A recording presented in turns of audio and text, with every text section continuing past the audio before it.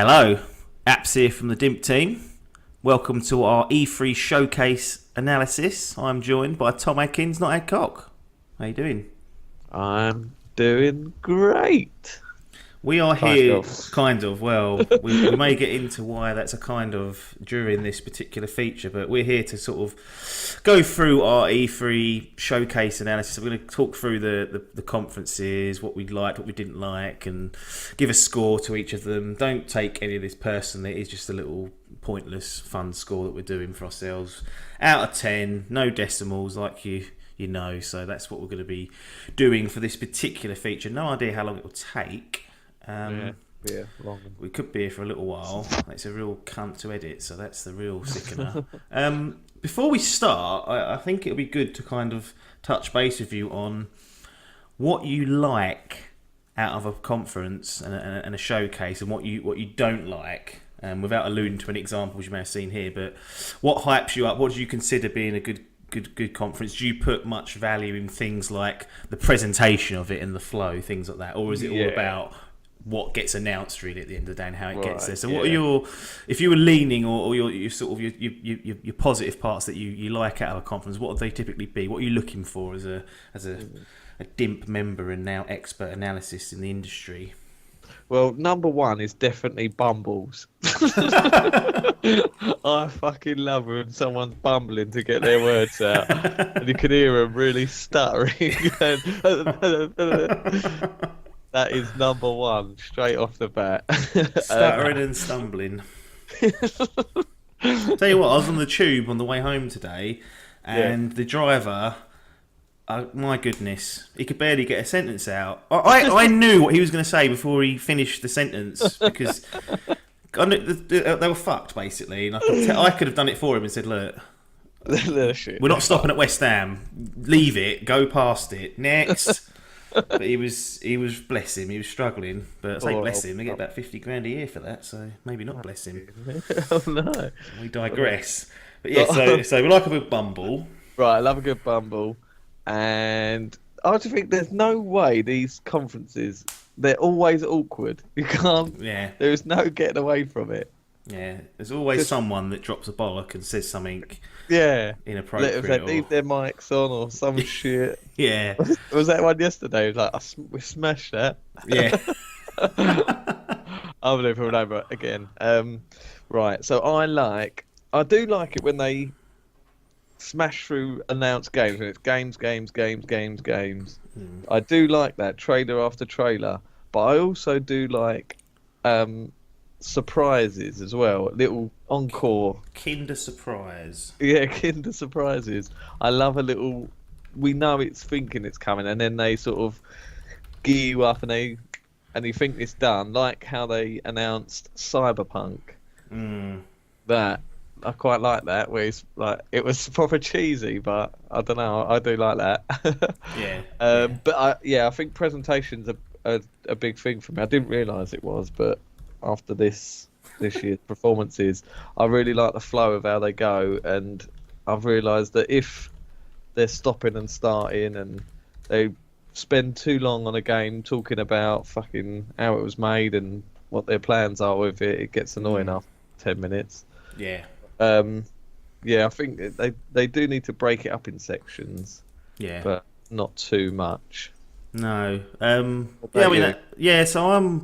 I like a good surprise, or something that I deem a surprise. It's so hard that nowadays, because fucking Walmart going, whoops, there's half of it. I mean, it's hard to get a good surprise. I guess that's kind of why I appreciate it a little bit more. But half the stuff you kind of look at and you think that probably would have been a really nice surprise if I didn't know Rage 2 had already been, dropped by Walmart and things like that.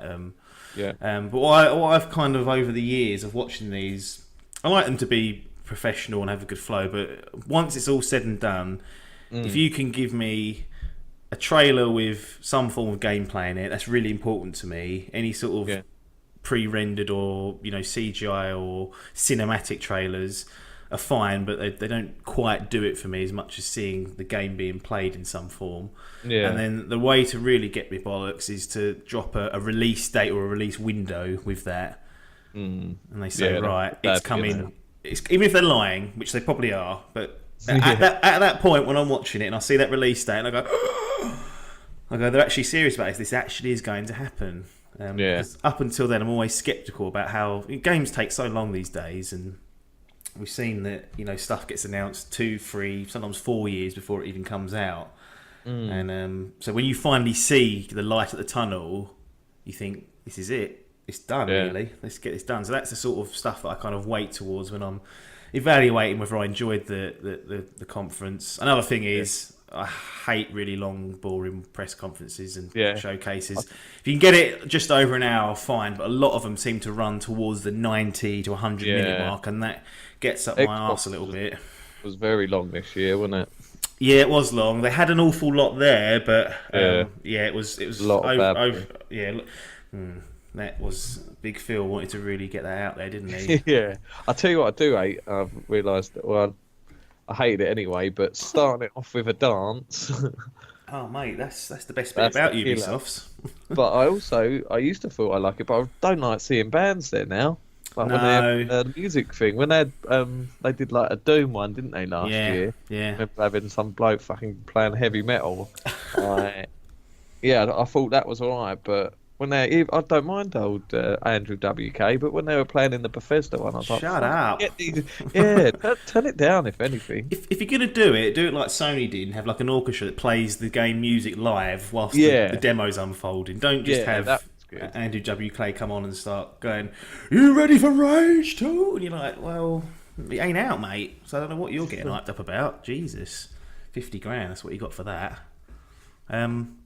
We're going to go through in chronological order. So, E3 kicking off these days with EA. Probably the most... I think everyone's looking for this one, thinking this is the big one. Yeah. This is clearly not going to be a shower of shit. They're going to have so much interesting stuff. So, let's run through some of the points in it. Oh, before we start, actually, we're going to implement a little theme throughout them. Not a theme, but it's just a way to stop us unnecessarily talking. We've put to rest, buy it or bin it, the world famous review structure, according to IGN. They never said that, but if you say it, sometimes people don't hear that bit and they believe it. That's gone. But what we've got instead now is something called Babble or Bin It.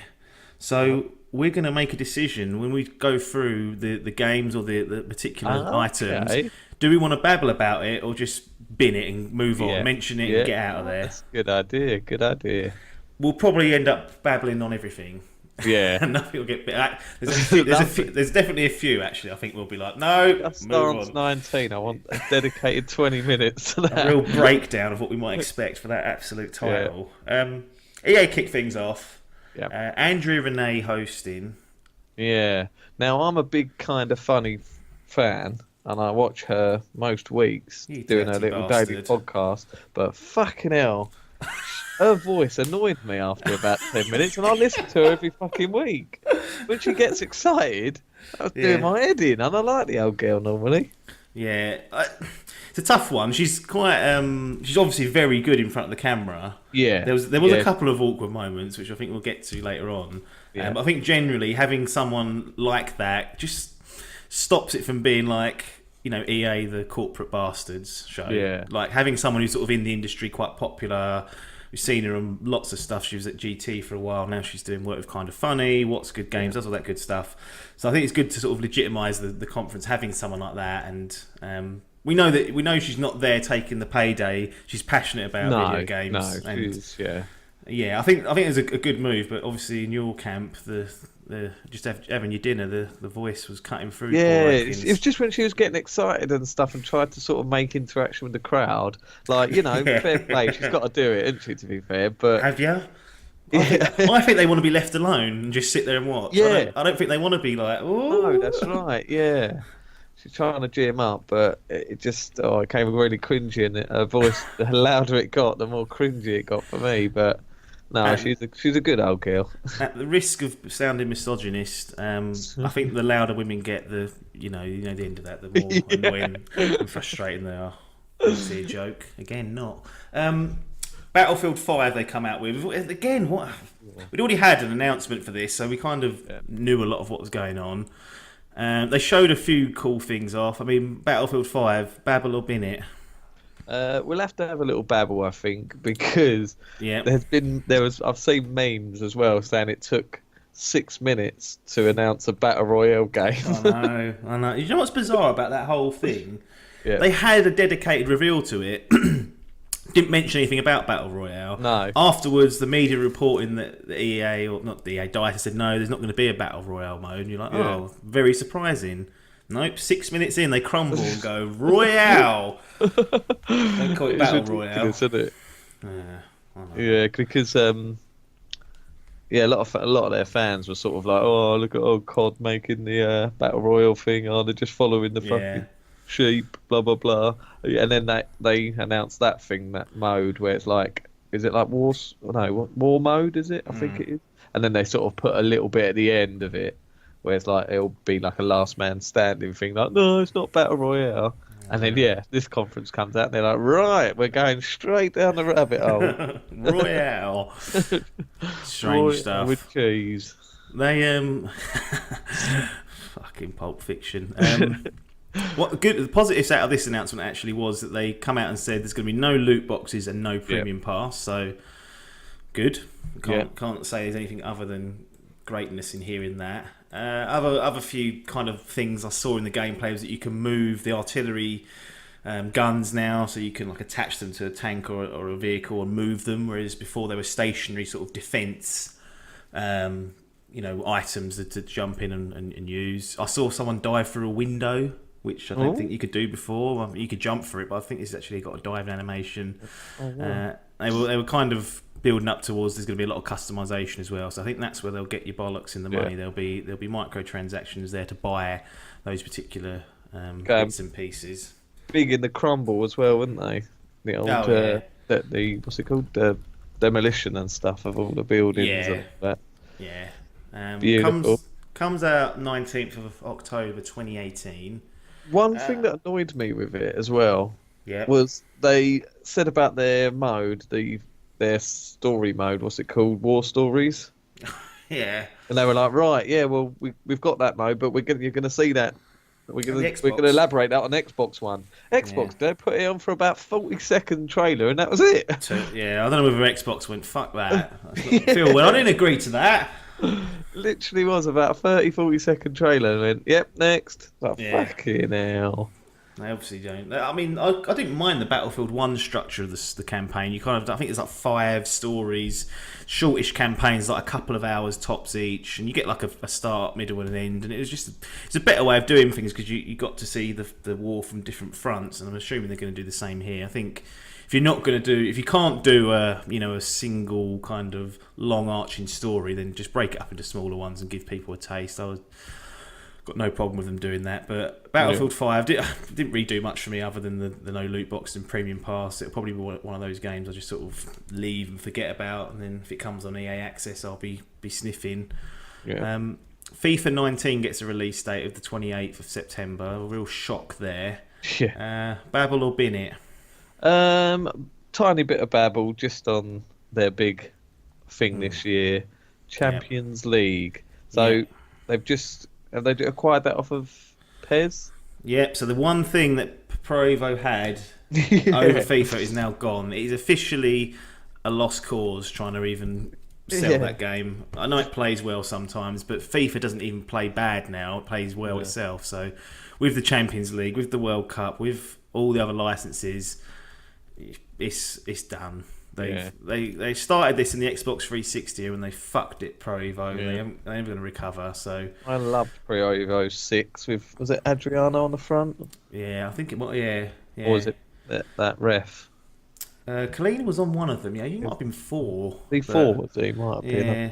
I think I got the PSP as well. I don't think his name was in the game though. Like, was it not? There was a bald ref, but it didn't look like him. And I was like, right, what have they played that for? I remember Adriano. He had like 98 shot power. He was the bollocks, wasn't he? You shot with that, and it would just rattle into the net. Although I think he had like injury type C, which meant he was quite injury prone, so that was a bit of a worry. But we digress. Champions League reveal. That was pretty much it. They announced a free trial for everyone, which I think ends this weekend, providing this particular piece of feature goes up before the weekend. Yeah, nothing really to say there. They mentioned in passing that there's going to be a tech demo for some game streaming to the cloud. So rather than downloading it, you can stream it. We've heard this, and we've got PlayStation Now, things like that. It wasn't a great deal to go into, other than, to me, it suggests that there's going to be some publishers looking at doing this, because we've seen Capcom, who are going to release Resident Evil 7 in the cloud for the Switch, and it seems like people are starting, like the publishers themselves are going to start dipping their toes into here. So it's something we might see get a little bit larger over as time goes on, but it's still going to be a bit of a pain. Remember who I was listening to? Might have been Andrea or Colin. Might have been Colin, or saying that they just think they're saying that they think this will be the future of gaming in the next sort of 10, 15 years. It will all just be cloud gaming. We won't have any discs or downloads. Everything. Fucking better get the old internet, Wakefield internet sorted before then. I ain't getting them off 5 megabytes. Get that fucking Virgin down here. That's what we need. Super fast bastards.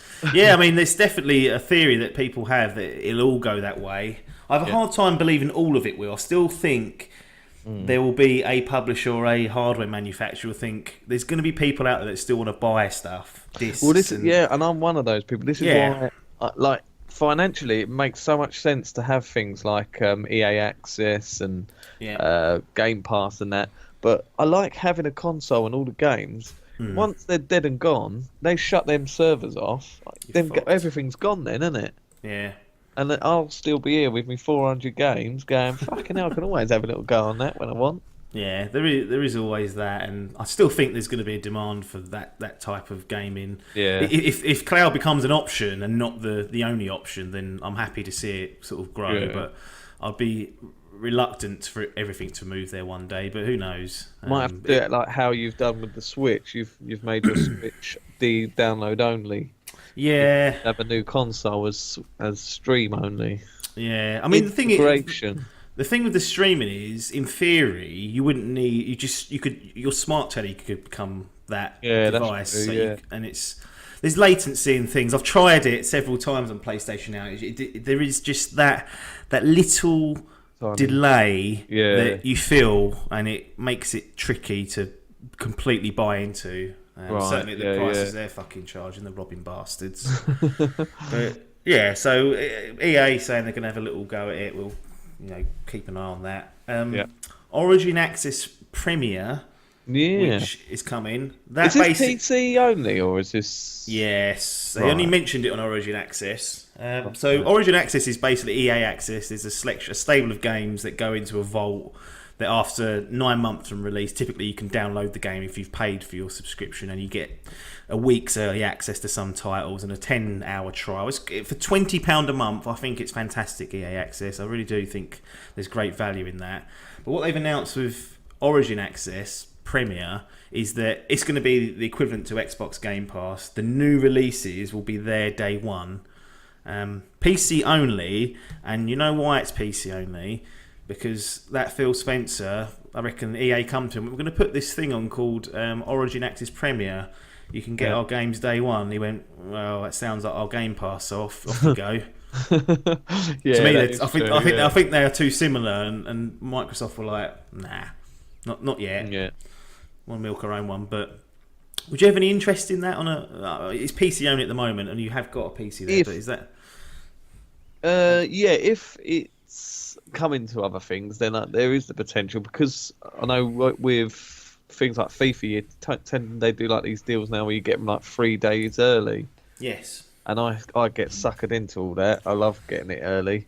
So you can get that with EA Access though. I mean, do you remember I played UFC 3 like a week before it came out? You get It's just that once the game goes live, once the 10 hours have gone, I can't play it anymore. But if you were Origin Access Premier, it's the same as Game Pass. You'd have it downloaded and you can play it as long as you've got that running. But not sure whether there's too many EA games I'd want day one, if I'm honest. No, true. That's why EA Access kind of works for me, because I wait, they appear, and I go, thank you very much. Very much. No, it's true. Although I did get myself into a sticky situation last year with like Battlefield 1. Battlefield 1. I really want, after watching Dunkirk, I really wanted to buy it, but it was right about that stage where it was about to become free on Xbox. I was like, oh, I ended up buying it, and I think it came out the next 3 days later. I was like, for fuck's sake. Yeah. Luckily, it was only 12 quid, but You can always play your cards right. So that's what that is. Yep. You know, it's there for people if they're going to be interested in it. Good for PC crowd. Don't see it coming to consoles because it's a bit of competition for Microsoft, and Sony won't even let EA Access appear on their platform, so they're like, no chance. We then get to what I think is one of the disappointments. Yeah. And it's Andrew Renee sitting in the crowd. Zach Pins with Respawn. Yeah. Talking about Titanfall 3. Well, possibly. Talking about Star Wars. Oh. Jedi Fallen Order. What's this then? What's that all about? I don't know, just looking at the title now, and it's called, the colons in a weird place. It's called Star Wars Jedi. Oh, then Fallen Order. Yeah, then Fallen Order. I thought it was called Star Wars Jedi Fallen Order. Very strange. Are they going to be releasing other games called Star Wars Jedi? Possibly. Strange. You never know, do you? Yeah. But they sat there talking about, basically announced the title of it. Yep. I thought, oh, lovely, we'll get to see this now. Yep. Nope. Nothing. Didn't see any of it. Didn't see it. Literally sat there, and I think Andrew and A couldn't believe there was nothing else to show. It seemed like they were stalling for time, and I thought, oh my goodness, what was the point in that? Not even a fucking logo. No one's bothered to just use the generic Star Wars font and write Star Wars Jedi Fallen Order. Done. Yeah. Didn't even bother to do that. I mean, it's good. We're Yeah. getting it, or it's coming, it's announced, but I just thought, what was the point in that, really? Yeah. Dead air. It was dead air. Respawn, though, good history with those guys. Yeah. Visceral are dead fantastic now, game. aren't they? Yeah, they've been taken out the back of the shed and Sure. fired in the back of their skull, unfortunately. So Hen again? What's happening with her? Is she on Respawn? No idea. No, I think the whole Amy Hennig project with Visceral's gone. I don't think... Dead in the water. I don't know whether she's been relocated. Like, no one said anything. They probably haven't. We haven't found it. But as far as I know, there ain't a lot going on in that space. And that is a concern a little bit. But I was a bit miffed by this particular bit. There was certainly... They must have something they could have shown. Yeah, at least a snippet, a screenshot. When they announced that was the Visceral game, they had like a 3-second clip. Something. Yeah. Just something tangible we needed. No, Fallen Order. But it's coming, holiday 2019 they said, so 2020. Yeah, so it's weird that they didn't even have anything to show, but they could give a month of when it was going to be coming out, like an actual release date. To be fair, what I will say about Respawn is, before they got bought out by EA, obviously, they got Titanfall out in 2014, and then Titanfall 2 was 2016. They're quite quick at churning and turning things around. So I know that Vince Zampella apparently runs a very tight ship over there. He knows how to get games over the line and get it going. So, maybe 2019 isn't as unrealistic as I think, but we're playing as a Jedi. It's set between episodes 3 and 4. We didn't see anything, as far as I'm concerned. Like you said, dead air. Although that's cost us 5 minutes, unfortunately. Battlefront 2, Babel or bin it. Bin it. I'm happy to bin it. That game's dead to me. It's dead to a lot of people. What they announced as well, I was just like, ugh, meh. Oh God! It's not a chance. Put it on EA Access and I'll play it then. Have a little go at it. Unravel 2. So the follow-up to Unravel comes out. Got co-op, which I've heard is only local co-op. So that is a real disaster for me. As much as people are like, couch co-op's dead, and I'm like, because it's just easier to play online now. So that's a bit of a stinger. But the great thing about this, we've got a live demo of it. Yeah. And then Shadow dropped it It was out. Straight away. It was there to order, pre-order, get your hands on it. Pre-order, you could download it there and then. That was it. Oh, I love it when they do things like this. That kind of I was talking about stuff a lot. They showed the demo, they showed some gameplay, and then better than a release date, they said it was out. I was like, yes, please. Absolutely. They had some waffle about some EA originals and other things, which actually A Way Out came from. So quite a good program they've got going there. The game they focused on this time was a game called Sea of Solitude. Babble or bin, that one? No, let's have a little babble about that. That was the one. Was it they're talking about? You get lonely and you get turned into a monster. That's it. Yeah, I like these ideas, but this depression and mental health and stuff, people seem to be cashing in on that. I'm finding. You've got, and I know it's a sort of taboo subject to talk about. It should be spoken about and brought into the light. But you think in the last sort of 6 months or a couple of months, we've had that Hellblade. Then we had that Celeste that was all about depression. Was it? Apparently, yeah. Whole game's about climbing a mountain for depression or something. Right. That's why it reviewed so well, I think. Oh, piece of shit game, but when you stick a bit of fucking depression in it, everyone goes, oh, come on, it's for the children. Which I hate. You got them two, then you got this... Sea of Solitude. Crashing Merchants from Adkins. Dreams is about a kid being bullying. Anybody else got any? Got any tales of tragedy that you want to sprawl onto a game? Last of Us is about his fucking daughter dying. Yeah, shut up, Joel, you can. So, yeah, people cashing in on these mental health issues. Poor old Kanye West. He's really suffering and people are giving him a hard time. Poor fucker. Well, it showed a bit of a gameplay of this, and I didn't really understand what was going on, if I'm honest. No, it looks like one of these artsy sort of indie. They got their own little thing, haven't they? Was it EA Play? No. EA Originals, they're called. That's it. Yeah, which I quite think that's a great idea because it's so not EA. Yeah, that's it. Yeah, they just don't expect them to. Like when A Way Out was announced last year, that was like my highlight for the last conference. I was like, wow, that's a really interesting game to look at. I'm interested. You just don't expect EA to make any of that stuff these days. So I'll take these when I can get them. Not sure this quite sold me as much as A Way Out, but we'll keep an eye on it nonetheless. Yeah. And it'll be there at some point in the future for people should they want to purchase that. NBA Live 19, that's got to be a Babble candidate in it. It has indeed. I bloody love NBA. Do you? Chappers on it now. I don't. No, that's a bin it for me. Well, he likes 2K, so this is the interesting thing. I didn't even know this is still going. Well, no one does because they don't. It always reviews worse than 2K, and generally, according to the masses, isn't as good. But I find it's interesting that the NBA license is available in 2 different games, unlike FIFA, which FIFA EA locked down. It's exclusive. Like the NBA, we could start up and make an NBA game if we pay for the licenses. Oh, let's do it. We should do. It should be more competition like this, but unfortunately, it doesn't exist. Little bit on Madden 19. I don't want to talk about this too much, but they brought out the Madden 2018 champion and interviewed him, and I must say he was a grade A cunt.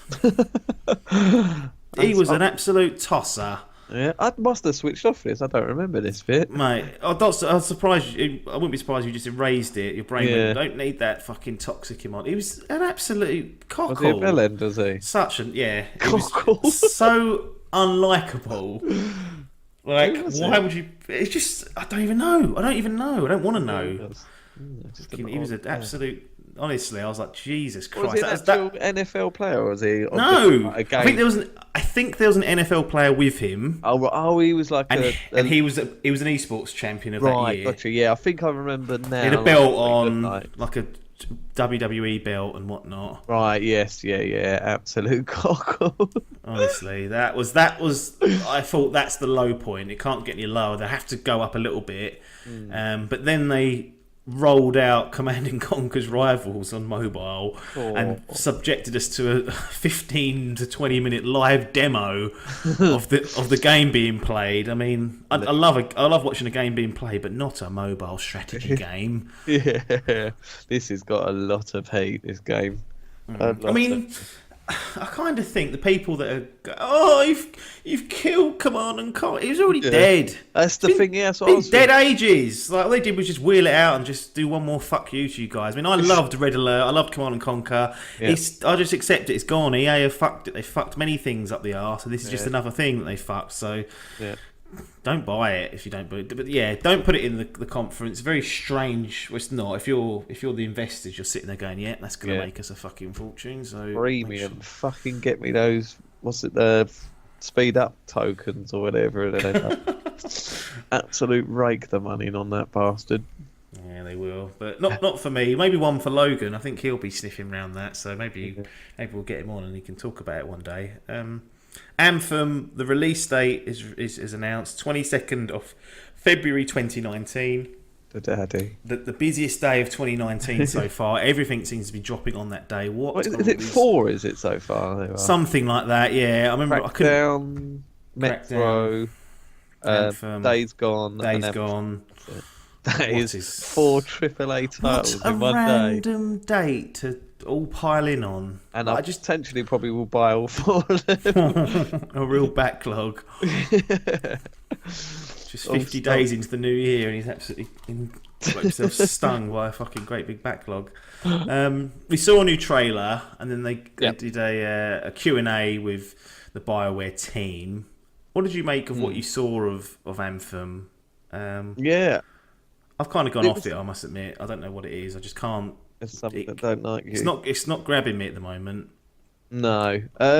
Yeah, I was sort of. I'm up and down. Sort of. I see a bit like the way they started the whole conference off with some sort of like augmented reality or 3D thing of Anthem. Some fucking like one of their javelins. Big fucking monster come out of the screen. Yeah, I was like, what the fuck is the whole thing gonna be in 3D or something? But it was just like a little clip. Then they had like a bit of panel. They brought out Lord, what's his name?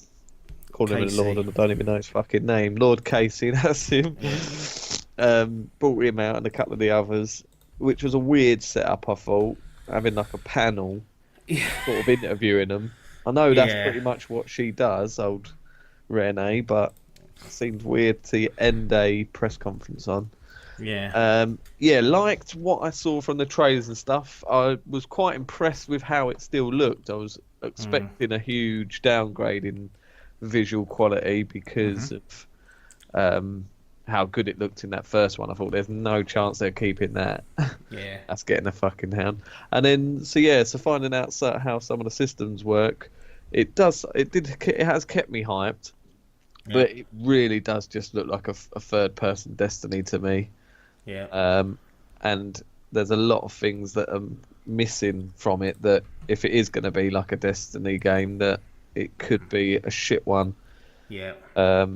Because it's so open and it doesn't look as free-flowing as Destiny in terms of like how you get to the objectives and stuff you have set to do. This looks like a bit of a sort of fucking free-for-all. Drop you in this world and go, there you go, sort it out yourselves, boys. Yeah, I don't know. What does it need to do to get you sniffing not again? Be Destiny.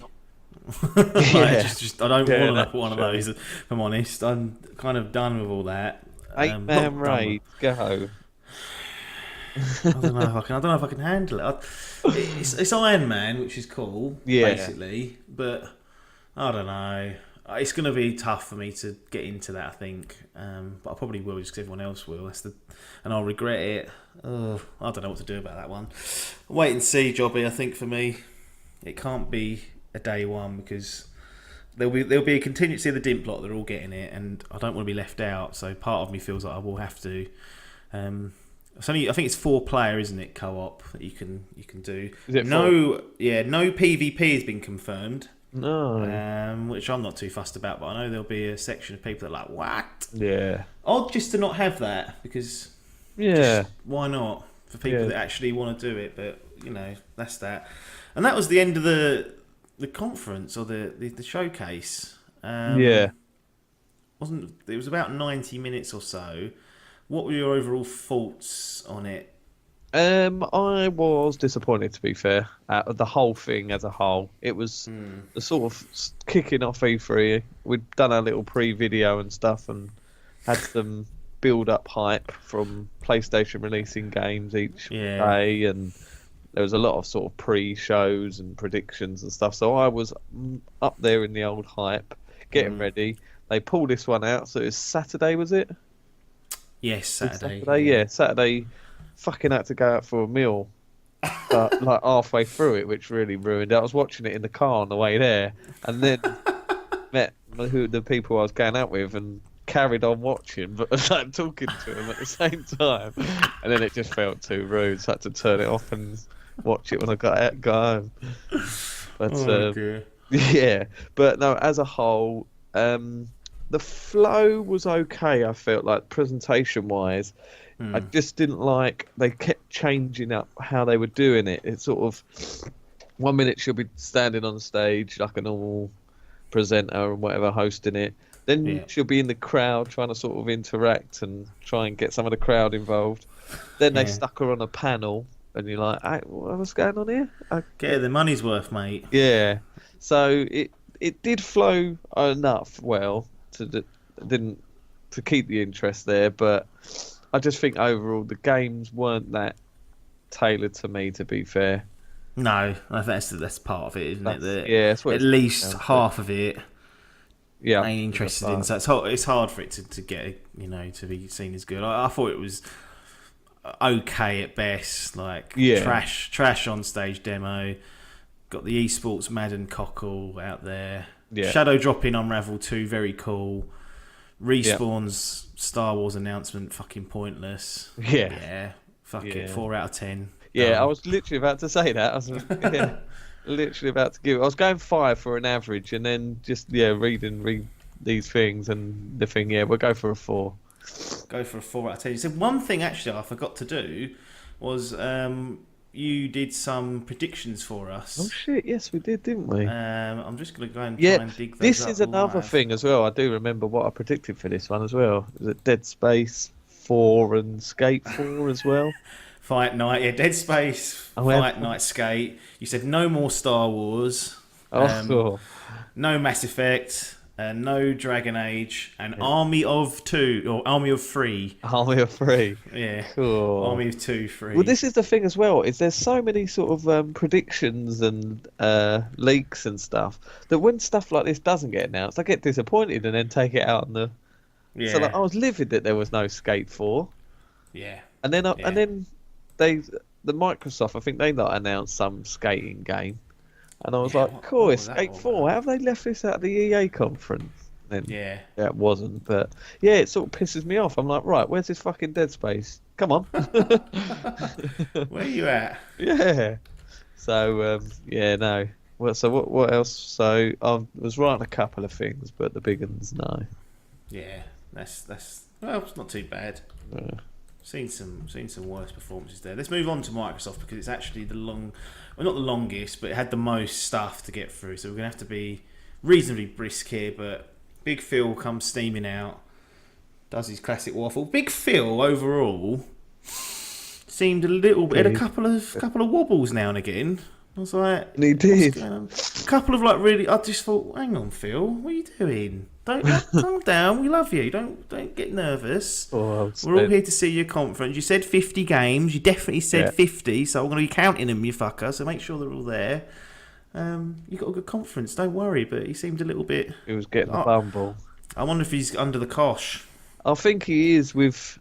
Yeah, his first part. He's been heckled a lot since last year, hasn't he? I think. He inherited a fucking car crash almost. Yeah. Fucking Connect, Xbox Entertainment, TV fucking box. That's what he inherited, that took. Yeah. And from there, he's got Xbox Game Pass out there, consumer friendly. He's got backwards compatibility in there, which I think is an underrated feature. And not only just backwards compatibility for Xbox 360, but for Xbox Original. Yeah. goes back that far, and all the games get some sort of buffer from the upgraded hardware as well. And this, the first party's not been there, but we know that takes time, and we'll get onto it. They laid out a clear plan of what is going to happen. Honestly, I think that Don Matrick and that crew really left him with an absolute bollock to pick up, and he's done what he can with it. First party sure hasn't been there, but they shouldn't have focused on getting an Xbox One X out. That's all I could say. But must admit, as a third party machine, it doesn't get any better than that. So why have it? Why not have it? So Phil, keep your chin up. I know you're listening. We've got your back. We've got your back, boy. They kick things off with a trailer, which it looked like it's going to be some sort of dinosaur game, and I was thinking, right, this is the Turok or some sort of Far. I don't know what. My mind was racing. There's all these like big lumbering. I was like, yes. And then you see fucking Master Chief's motocross helmet, and you think, right. It was crazy. It was, We got Halo Infinite. Yep, set on a new Halo. I don't even know what the lore is in that game anymore. I don't even know what Halo is now. It's a fucking ring, isn't it, of a planet? That's my memory of it. Christ. Yeah. No, I was quite hyped for this because there was like on the special ending of 5, you came across a new Halo. So there was rumours going to be thing, but the sort of setting, what they call it, like a Atmos trailer, they call it. All right. What do they mean? Well, what's the trailer? When you get like a mood trailer. Fuck, are they actually naming this stuff? Yeah, I think they are.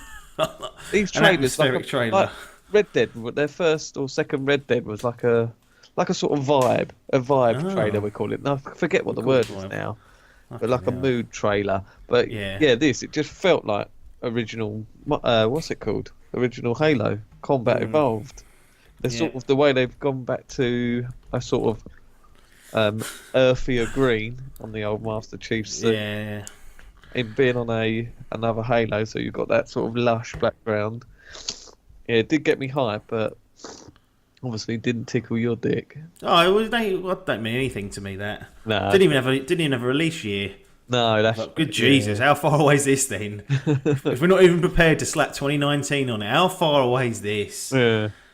Like I said, I thought it was going to be a dinosaur game. So as much Halo I like, but I was just like, I thought he's going to get fucking Turok or something, or like a decent Ark game. I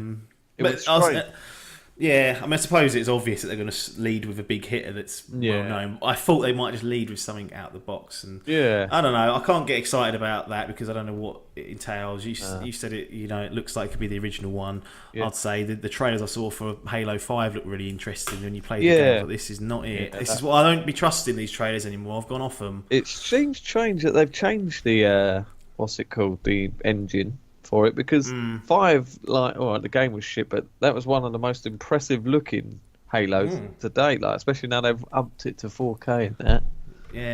Yeah. Maybe they've just found an easier way of doing things, but it can't be that easy because it doesn't sound like it's going to be coming next year. But we know what it is. Halo Infinite.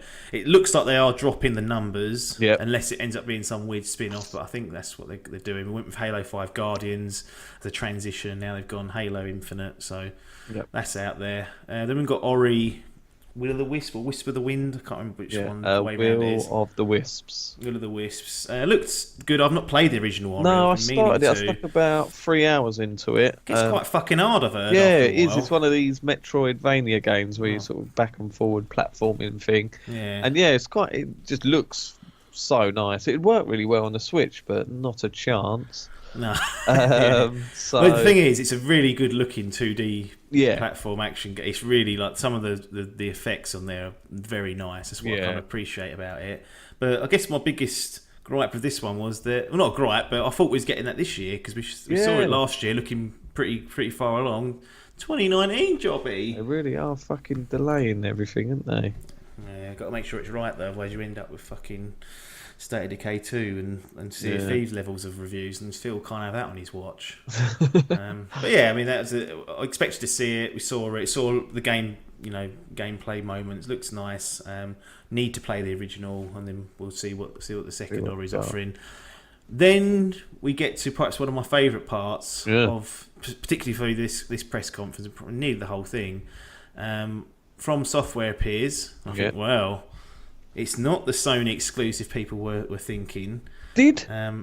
they show? I can't remember this coming up straight away, but did they sort of tease the same image or anything, or did they just show this trailer? I think from what I remember from watching it, they showed From Software, then they showed Activision, and I was like, right, what sort of marriage is that? That's not right.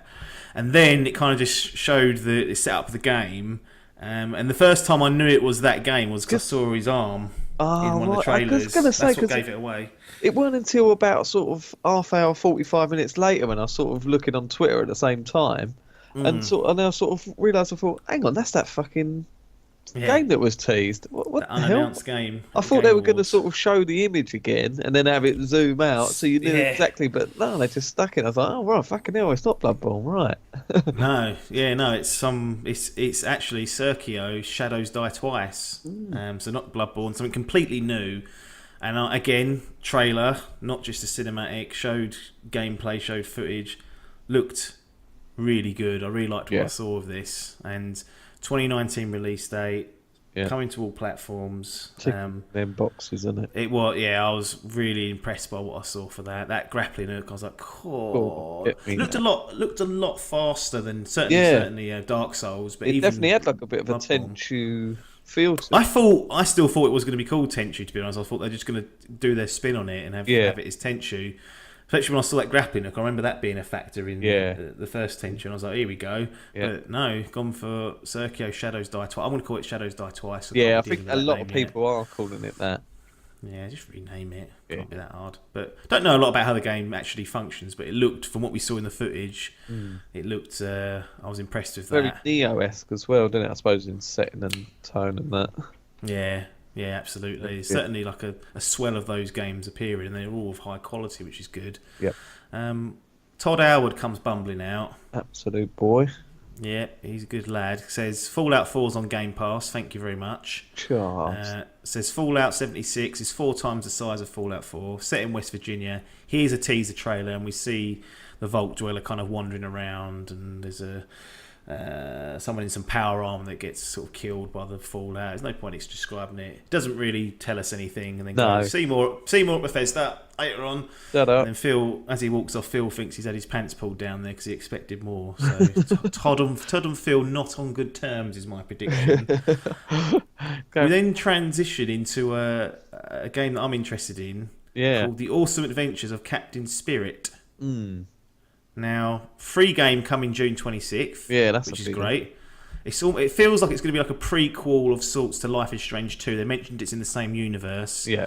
Appears to be you're controlling a young lad who's playing, basically, it looks like he's quite secluded on his own in like this snowy sort of, wooden lodge somewhere of his dad. And I think the game's going to focus around his imagination, and you're sort of jumping into how he's playing his games and whatnot, because there's parts of him just playing with a snowman, but then he's imagining it's in this big like world and whatnot. So I've got a feeling there's going to be a bit of crossover with his imagination, the real world, perhaps. More fucking games about mental health.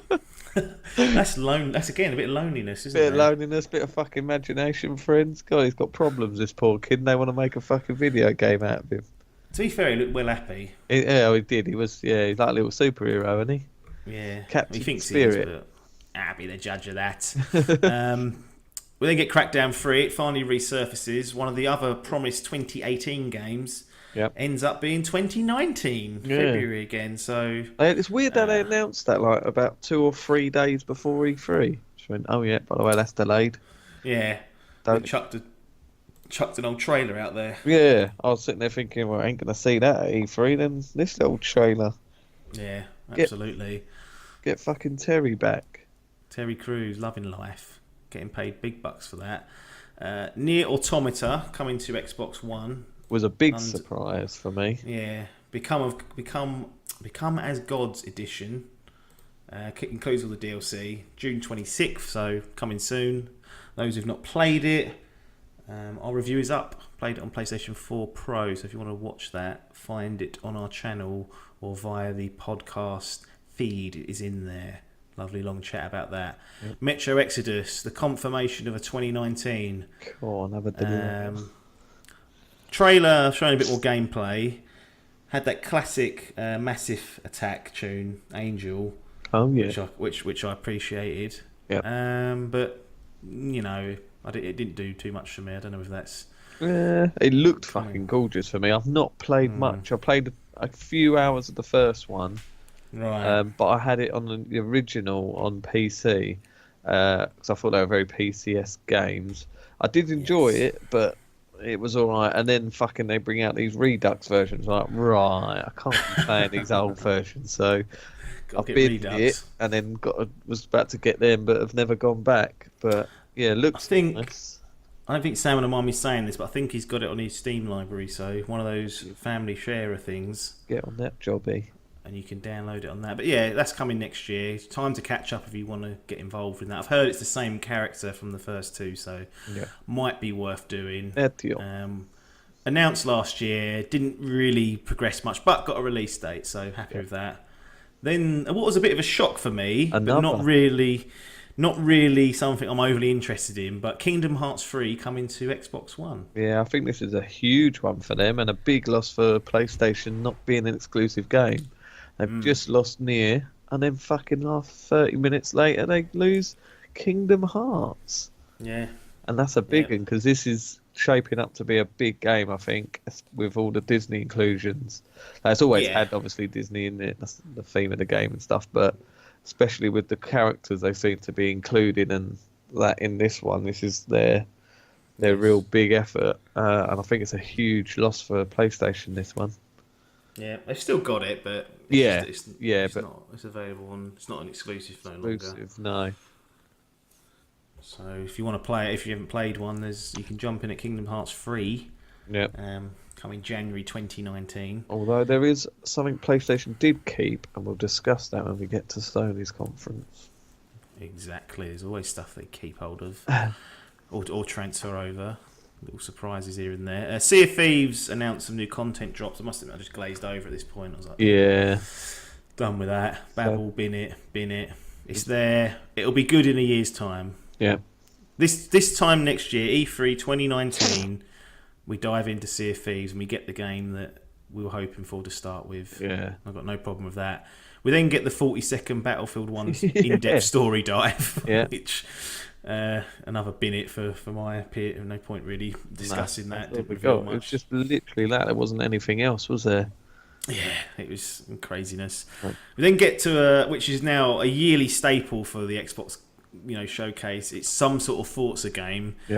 Forza Horizon 4 this time, set in the United Kingdom, coming to the bad Playground Games, delivering the goods again. 2nd of October, coming to Game Pass, like you said.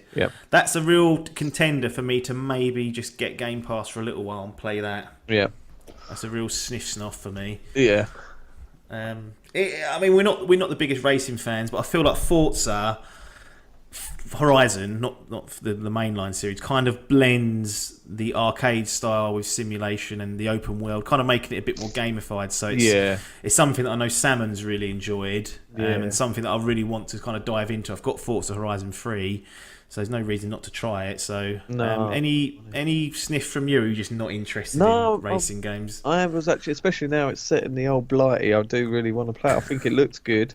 I bought Forza 7 when I first bought my Xbox One. A bad boy. And I enjoyed it and stuff, but like I say, I'm not really a big racing gamer, to be honest. But no.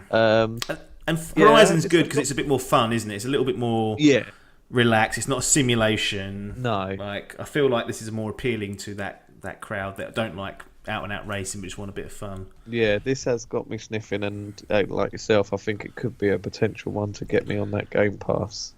Absolutely. I'd agree with that. It's definitely a contender for that.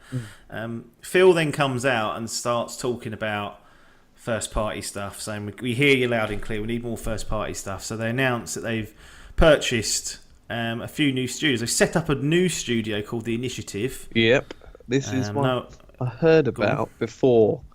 Okay. Yeah, I did hear about this because they're set in Santa Monica. Oh yeah. which is also Corey livid, getting his yeah, turfs trodden on. There's a shitload of developers around there. It's like a little hub. yeah, that's it. But I did hear about this, and I've heard a lot of people bigging them up, saying that they're the big boys. Yeah, Good. They need this. They need yeah. stuff like this. Can't be having the coalition wheeling out gears every year. No, that's right. Like fresh blood. The initiative. Thank you.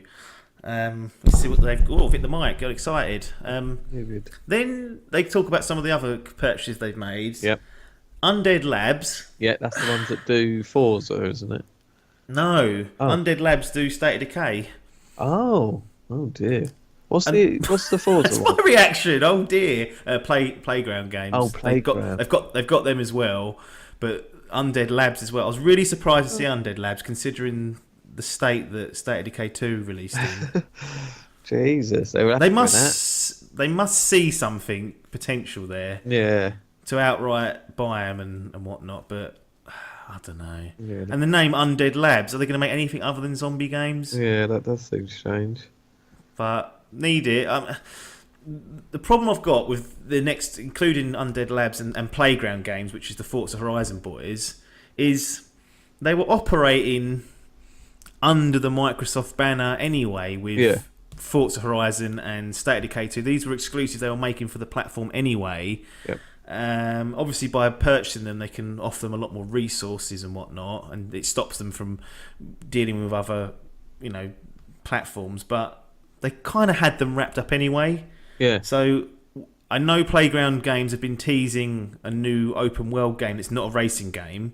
So that's something under their hat that's apparently been in the works for the past sort of few years. So that's something that could come from that. But Undead Labs aren't doing any of that. They're trying to fix State of Decay 2. So as far as I'm concerned, that's a bit of a worthless one. As much as I really love the idea of State of Decay 2 and State of Decay in general, having played the first one, they're just not polished. No, that's polished. the biggest thing, isn't it? Keeping in with your Adkins against mental illness, Ninja Theory purchased, who developed Hellblade. I think that's a really clever purchase, one, because the acclaim they got for Hellblade, and rightly so, and how good that game looked on such a small studio. You wonder if they get some proper bucks behind them and can staff up, they could make some really interesting stuff. Yeah, that's definitely the best one. If this initiative do turn out to be as good as I've been hyped up to be, then Corey walks away, goes to the initiative, signs him up for the Truckman, assistant to the regional manager. That would be brilliant. But, yeah. Would it? I'll be devastated as a PlayStation owner. But no. The Last of Us is gone. I'll imagine that. Ain't got a war with Corey. Oh no, the 5-game plan. But 10 out of 10s, bankers, all gone. And then this next one, I'm just fucking... What, Compulsion Games? Yeah. Again, We Happy Few. I mean, it's been in early access. This is one, it looks very Bioshock, so it got me sniffing when it first announced and stuff, and I like the setting. More fucking mental health issues, addiction. So, they're going for fucking drugs here. This is my turf. I want to know what's going on with these games. So, I've been sniffing at this. Then it comes out on early access and everyone's shitting on it. And they've just sort of lost interest with it now. They chuck a release date out there, didn't they, for the game? Yeah, everyone's lost interest. And then they announced that they've acquired the what's it called? The firm that are doing it. I mean, maybe again they've got something cooking, or maybe they like the premise of it. I don't know. I've not seen the game in its most recent form to be able to sit there and go, "Yep," because the actual, as you said, when we first saw it, we saw Bioshock comparisons, and we all sat there and made them, and it just seemed like the game wasn't that. But I wonder whether over the year and a bit that it's been in early access that they've been able to build it up to that level. I'd be surprised, but we've got a release of August the 8th, so we'll see. And again, I think they're buying into potential perhaps there with Compulsion Games and smaller studio. They can provide more resources, more support, that sort of thing, technology, if they've engines they can share.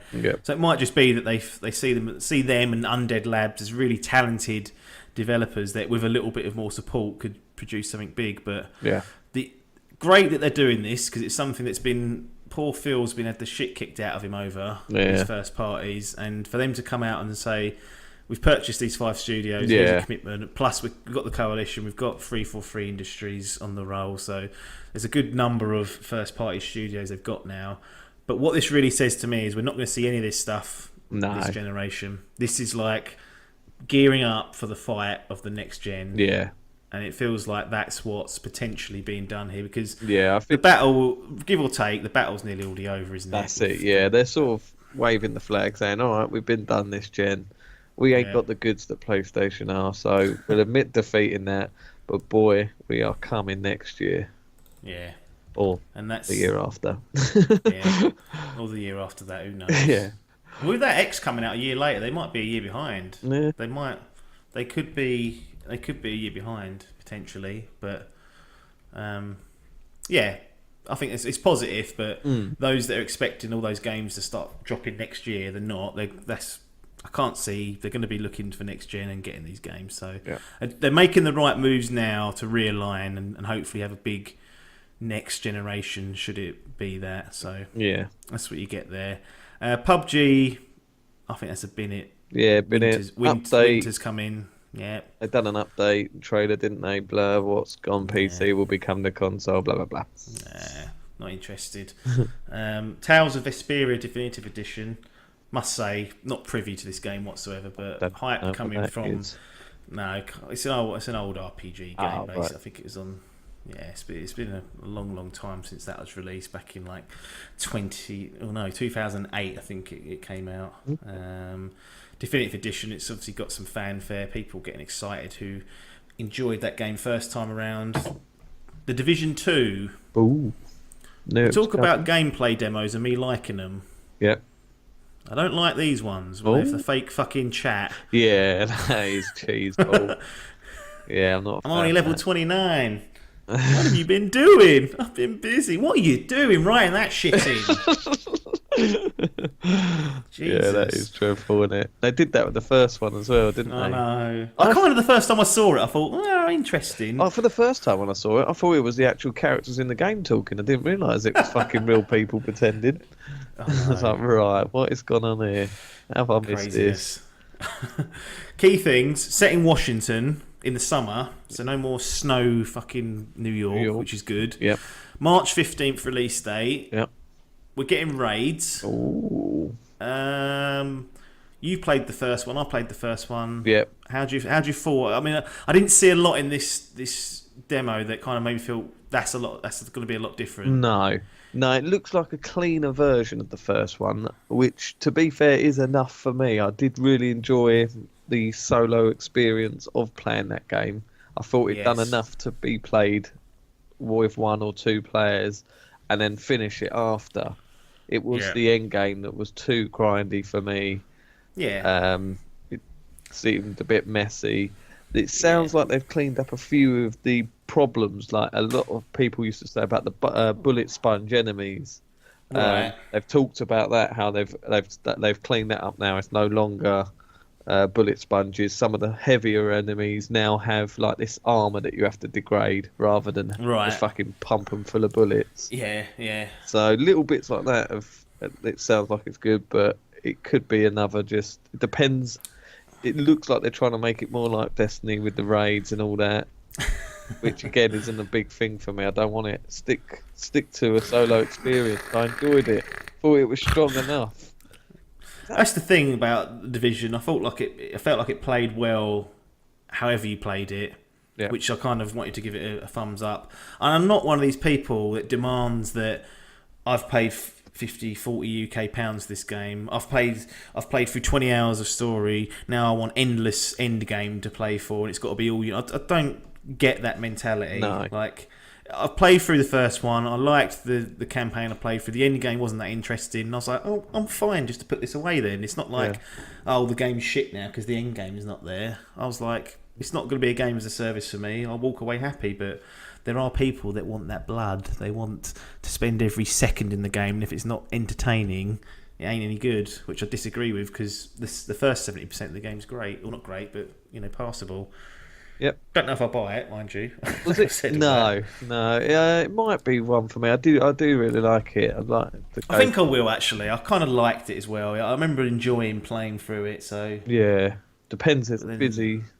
Could be all them well, fucking February games still to play. Might not have time to play in March. no, it Um, could be a disaster. can't remember if it was in this Microsoft conference or if it was in the Ubisoft one where they announced that their post content will all be free as well. Yeah, they announced at the Ubisoft conference. Oh, Yeah, all the post game content will be free. So no paying for packs and whatnot. nah, Take note, Bungie. Don't need to be charging us these 20 quids yeah, that's for the it. extra DLC, you fuckers. Yeah, I did like that because there was a lot of was about three, I think, for Division One. There's like Yeah, survival mode and yes. Oh, like, that looked really interesting. I'll be yeah. honest. That survival mode. There's talking about like Um, with all them updates, they've sort of learned from it and turned it into a really good game now. But it's all yeah. fucking locked behind a paywall, so I can't be fucking Oh, go no. back. Hopefully, some of those ideas that were positive that they explored come as part of the free update Yeah. and the content drop. So, speaking of learning, one of the oddest things I've even seen mentioned at a showcase or a conference, Microsoft announcing Fast Start, which is a machine learning AI tool developed in their servers to help them get Yeah. the game installed more efficiently and quicker to your hard drive so you can start playing it sooner. Not on these What? fucking wankering internets, it ain't. I don't care what you're installing. That fucker's going 5 megabytes. Oh, Big Phil what needs is to that? come and have a weekend in fucking wankering and see. Sort this fucking internet out. Then he can start fucking putting these upgrades in. What is that doing It in is there? weird, wasn't it? There was this big lull in this conference that There's a few moments when, like I said, they bring out devs to talk about the game or bits like that. I find that when the developers talk about the games, they just talk shit. Like Yeah. if you actually write down what they've said, Yeah. then read it back to yourself. It doesn't even make any sense. It's just words. just words. They use big Content. technical words to sound like big boys. Living, breathing game. Like, what are you? No. Yeah, they had a few moments like that in this conference where even Phil's guilty of it, having to waffle shit. Yeah. And this was one part of that. Bundled into this little small bit, they also said that Game Pass is going to have a few third parties or extra third party games come in. So I think The Division, Elder Scrolls Online, and Fallout 4 are all drop in. So they're sort of new games to announce. Tomb Raider. Yeah. Little trailer. It was a strange one. I'm gonna say at this stage we vote to bin it, and there's later on I've got some more interesting things to say. Yeah. Because all we saw there was like a setup for the story. Yeah. But later on in Square Enix, they actually show a bit of gameplay. Yeah, this was my biggest problem with that. So we discussed that in the Square Enix thing, but there's something I thought they should have done, which they ended up doing, and it was shit. So yeah. Rattle through a couple of others. Session is that skateboarding game. Oh, yes. So I thought, when I saw this, I thought, all right, so this is Skate 4, and they've saved it for Microsoft. That seems weird because that would have helped EA. No. Yeah. No, it's called Session. I thought, because there's all these rumours that Tony Hawk's license has expired with Activision, all that good stuff, and I thought, oh, this will be like Tony Hawk's Session or something. It'll be like the new sponsored game, but no, just Session. No. Seems like something Ubisoft would do, just randomly announce a skateboard game, like they did with Steep, with the old snowboarding and skiing game. Oh, yeah. They randomly just bundled that on the end of one of their conferences. This seemed like that sort of announcement, but just... I don't know anything about it, but I wouldn't mind playing a bit more of a grounded skateboarding game. I didn't know nothing. I have just clicked on their Wikipedia page, and it says that it's a new company. This project was successfully funded via Kickstarter. Christ. So it's a whole new studio from Montreal in Canada called Creature Studios. Oh God. So first game, and they get a fucking Xbox exclusive. Is it? It's their first game, I believe. Yeah. I mean, is it exclusive or is it going to be third party? It's one of their first Xbox and Microsoft Windows. So fine. One of them jobbies. All right, fair enough. Black Desert get a little bit of information on that. No point talking about that. The game is considered as many as a spiritual successor to Skate. Skate, yeah. It's one of those things where someone's put a Kickstarter together saying, "Do you want Skate 4?" Yeah. Yeah. Well, give us 200 grand up front and we'll go and make it. Yeah. And we'll see how that pans out. Interesting part for you, not really for me because I haven't played any of the games. Nope. Devil May Cry 5. Yeah. Was Spring 2019. buzzing for this. Being made on the Resident Evil 7 engine. So it looks fucking shit hot. But plays in VR. Plays in VR, does it? I didn't know that. No, but I was going to say. Resi 7 did on the PlayStation. Oh, I see the link. I get you. Watched the joke. trailer. Didn't even realise it was the character from Devil May Cry 4. It wasn't the. Did not look like him. No, it didn't look like him at all. It looked exactly the same as Nero? Dante from the DMC game that was like a reboot. So I just assumed they were carrying that on. I need some help here. Right. So yeah, Devil May Cry 4. Got Devil 4 games. Devil May Cry 1, 2, and 3. You've got this main character called Dante. Cocky fucker. Yep, cocky fucker. Then Devil May Cry 4 comes out. You've got a new character called Nero. I can't remember who he was. His invalid brother or something, maybe. I don't know. Did people go mental at that? Yes. Yeah, they said he was a little emo boy. Weren't happy. So, yeah. But I quite liked him. I liked 4. I found him alright. Then they rebooted the series with this sort of new emo-y version of Dante with short hair. And that's DMC. That's DMC. And then there was rumours of this game coming out that was going to be DMC 2, so carrying it on with the new one. Then now they've gone back to the original storyline, but you've got a long-haired Dante, and you're now playing as Nero, so you're carrying on as Nero again. So I was like, maybe he plays Dante after or something. Yeah, you did in 4. It sort of cut. There was a cut back to where you played Dante as well. So. Yeah. He is in the game because he pops up at the end of the trailer, but he's gone all short-haired now. But yeah, I was just so impressed with how the game looked. It was a mashup of sort of cutscenes and gameplay. But on the Resident Evil 7 engine, I was like, wowzers! Yeah, and I'm a DMC fan. So that's in the book. So they're going to be in the DMC reboot. It seems that way. Yeah, they've sort of gone back to the original thing. So DMC a one-off, it looks like. But yeah, got the perfect combination. Really, got this trailer with gameplay, and then they chucked the release date at the end as well. So DMC or Devil May Cry, which your preferred tipple? What do you mean? What in just for? Do you prefer that it's Devil May Cry 5 or do you prefer DMC 2? Oh right, I see. I haven't played DMC yet. Oh, so okay. But I played one level actually. And I did really like the aesthetic and have heard good things. But I played a lot more of the old one. OG. So I'm an OG fan, so I'd have to say for now that. Yeah. But I was expecting and was happy with a DMC 2. So who knows? There you go. Cuphead, Delicious Last Course. Looks like an expansion or DLC. I was going to say, I couldn't get to tell if this was a sequel or DLC. 2019. Yeah, it didn't do a good job of explaining it. If it's added levels, who the fuck wants added levels in that shit hard game? No, lovely game, but if you thought you'd completed it, there's more to come. Cool, more fucking headbutting the TV. Yeah, that'd be a good stream, mind you. We've got a weird little game called Tunic. Not going to go into that. Didn't really interest me too much. Old school Zelda clone, didn't it? But good. Graphics wise. Jump Force. Now this is one for the anime boys. My friend, Matthew Pasolo, he's a little anime boy. He was well into this. I was surprised that they've got the rights to all these different anime properties. It's a fighting game. I'm led to believe. Another one that didn't really give you much information.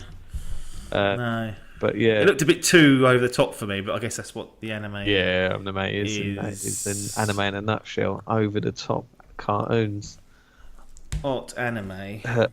Joins the Hot clan. be interesting to see what they do. If they can keep it in the line of a sort of Dragon Ball Z, that done really well, and it's Bandai Namco again. So we'll see. See about that. One for us. Yep. Dying Light 2. Oh, I was surprised. I didn't even all these predictions and stuff. Dying Light 2 did not even enter my mind. Don't know why. It wasn't even on a radar for me. I just assumed that it weren't getting done. Yeah. But it makes sense now looking at it because they've just finished releasing a load of free DLC for it. Yeah, that's true. Yeah. So it kind of makes sense that if they wanted people to get back into it, they started doing this. People are like, oh yeah, we've just been playing Dying Light, and then they say 2's coming out. Yeah. You know, perhaps it gets people involved in it. But I liked what I saw. We saw a little bit of gameplay, a little mini demo. Yeah. It kind of showed off that you can make choices during the campaign that affect how the world is. So that will be interesting to explore. It'll be interesting to see how that works in multiplayer, because one of the key components of that, for us at least, was playing through that campaign together. Yeah.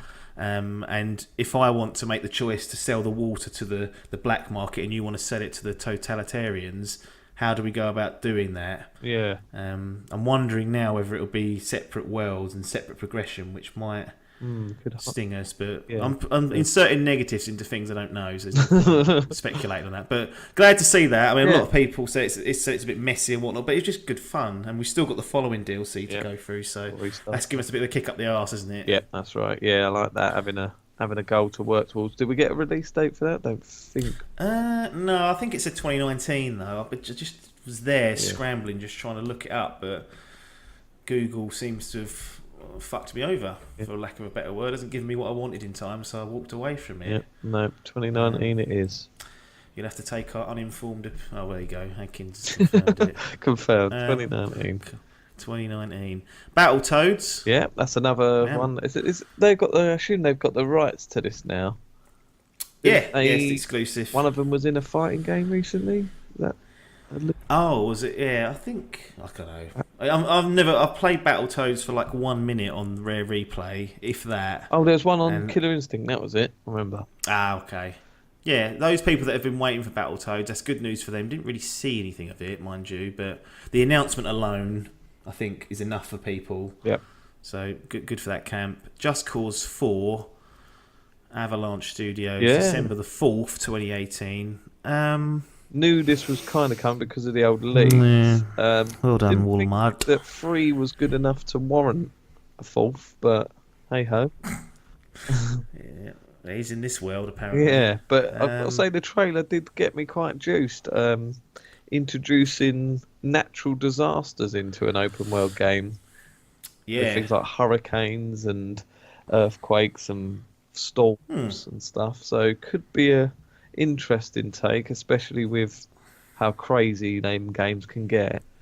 But we mentioned this before in our pre-thing, didn't we? Yeah. And we were saying that it had to have the multiplayer in it to warrant a purchase, and we it haven't wasn't there, got was that.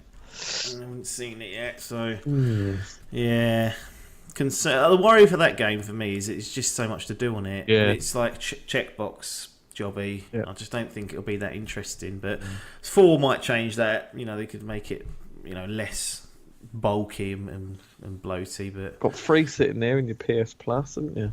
I don't know. I don't even know if it's downloaded. I remember Paper actually went out and bought Just Cause. Oh yeah, he did, didn't he? Like, we played it at EGX and he went, "Oh, go and buy that." But I think he either got given or bought Mad Max and decided to play that first. Oh right. And that bloater really sucked the life out of him. he never got round to playing Just Cause 3, even though he was hyped for it all year. It was quite funny. We then move into sort of the Gears section or Gears of War section of the conference. We get a Gears pop funk mobile game. I really liked how they did this. Like, it was obviously the first thing to pop up against for Gears, so everyone was expecting it to be the daddy. Then a fucking Pop Funko pops out. I was sitting there thinking, imagine if that was it. Imagine the internet if that was it. I thought that was going to be the only thing. That would have been a mic drop. That would have been brilliant. I'm not going to play that. Yeah, I have no idea. I was now. surprised that in a mobile game, to be fair. Yeah. Might play a Gears Tactics, which was announced. That's like a turn-based. Looks like an XCOM style of Gears. Yeah. Very popular. I'm not quite sure if I'm on board with these turn-based games, but I need to be giving them a chance really before I can write them off. But if I'm gonna get into something, Gears might be the avenue in. Sorry, go on. I was just wondering who's doing it. I wondered if it was the Coalition or if it was the boys that did Halo Wars. I don't know actually. I don't know if they actually mentioned who's doing it. I'll try and find it out whilst you talk about Gears 5. Boom. So yeah, that not Gears of War 5. No, this was my biggest thing, and they sort of boom boom boom these, didn't they, in the order? Here's Gears Pop, here's Gears Tactics, and now the big daddy Gears 5. So they're sort of like they're streamlining and having this as one big Gears franchise. So we get, because there's rumours of a Gears 5, a Gears movie, isn't there? Yeah. So is it going to be a nice big old franchise rather than a couple of games? But yeah, we got treated to Gears 5 again. It looked fucking incredible graphics. The facial animations look fucking amazing, didn't they? Yeah, really good. I've had a few changes to some of the characters, from big ones I'm not sure about, but. Right, that guy, that bald fella with the scar down his face and the weird arm, that was JD. Yeah. He's fucking filled out, isn't he? He's got huge, he's lost an arm and got a massive scar. What's he been up to? He's been through the wars, mate. Gear 6 is going back to find out why. What the fuck happened to him? Yeah.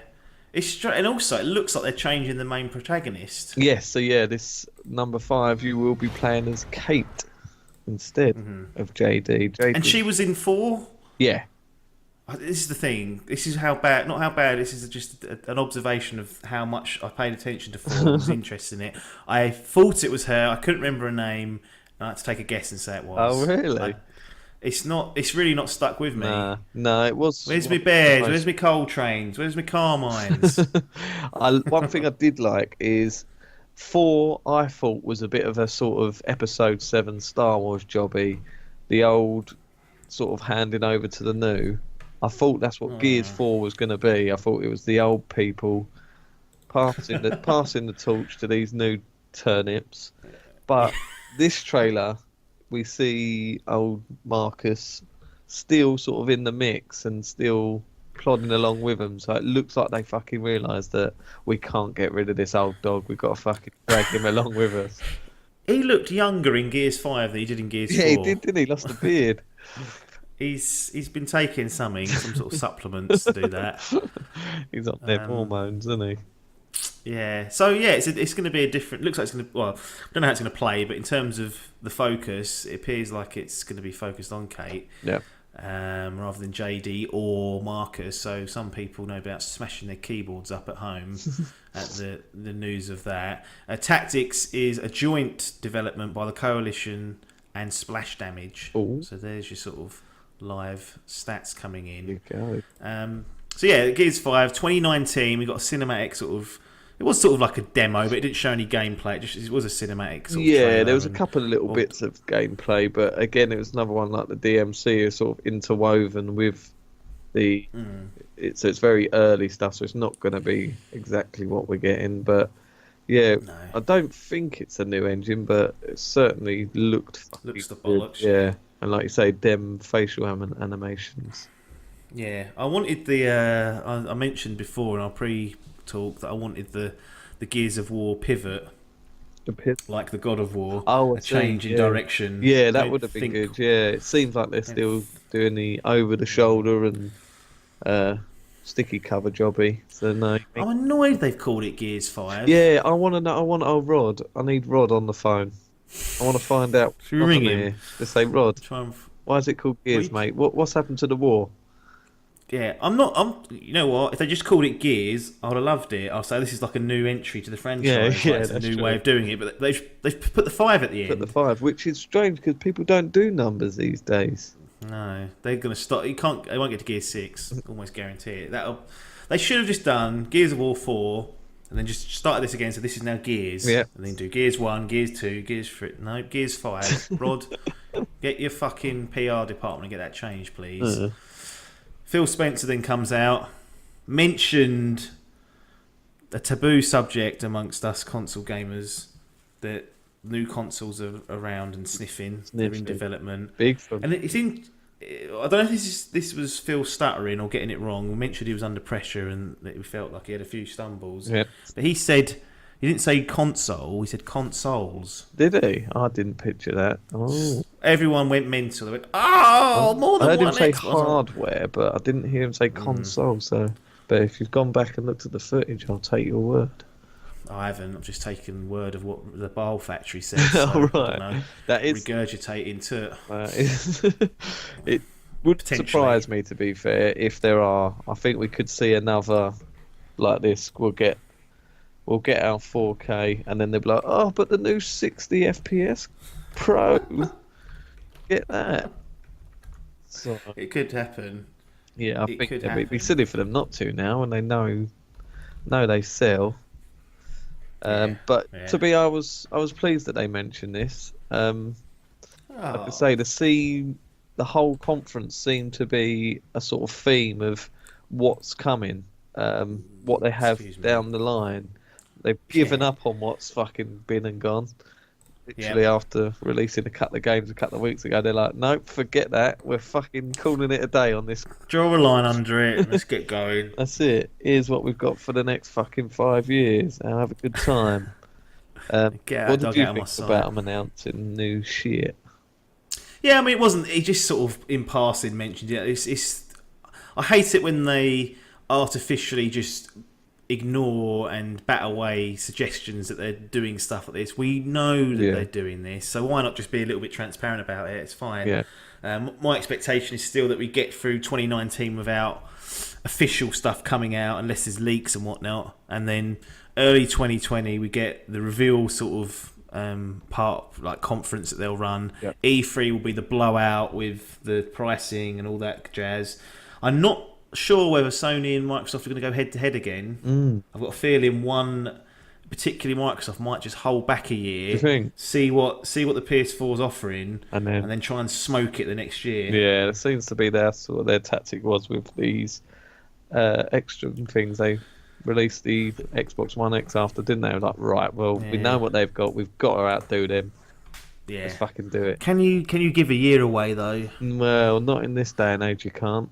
Not with PlayStation. They're bringing out their PlayStation 5, and they've got all them exclusives on this new hardware.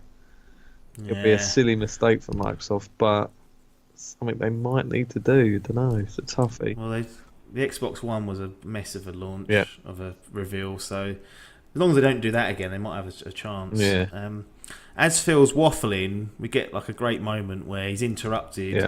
Screen goes red. So We get a little sort of hack screen come up. There's codes in the background of this like hack screen. Those codes were codes for The Witcher 3 on Xbox One. Really? So someone, yeah, people that's all good. I didn't know that. wrote them down and went and redeemed it. So very clever. Oh, wow. We see a typing of CD. As soon as I see CD, I think right, CD Projekt Red. We're getting this is it, Cyberpunk. And then we're treated to the Cyberpunk 2077 trailer. Yeah. I know this is a favourite of yours, so I'll let you do the spiel on what you thought of Cyberpunk. Ignoring what you've... Because we're starting to... It's what is it, the 13th, it's Wednesday. We're starting to get impressions now back from the show floor from some of the outlets on how the games are looking and playing. I know there was some concerns about some of the information that's come out of that, but strictly on what you saw on that Saturday at 10:30, what was going on? My dick was hard. Is what I'm going to say. I saw that trailer. To be fair, straight off the bat, I was like, wow, this is not what I thought it was going to look like. I thought they were going to go for the sort of standard, what's it, like neo cyberpunk noir, is it noir? You know, the sort of nighttime rain, neon colours and stuff, but it's a completely different take on it. It's during the day, it's summer, it's all bright colours, which obviously like the things. But it just looked fucking fantastic. It looks like a livable, breathable world. It wasn't gameplay, but it was in-game engine footage. And yeah, it looked fucking right up my alley. Give me this Witcher 3 in this cyber setting.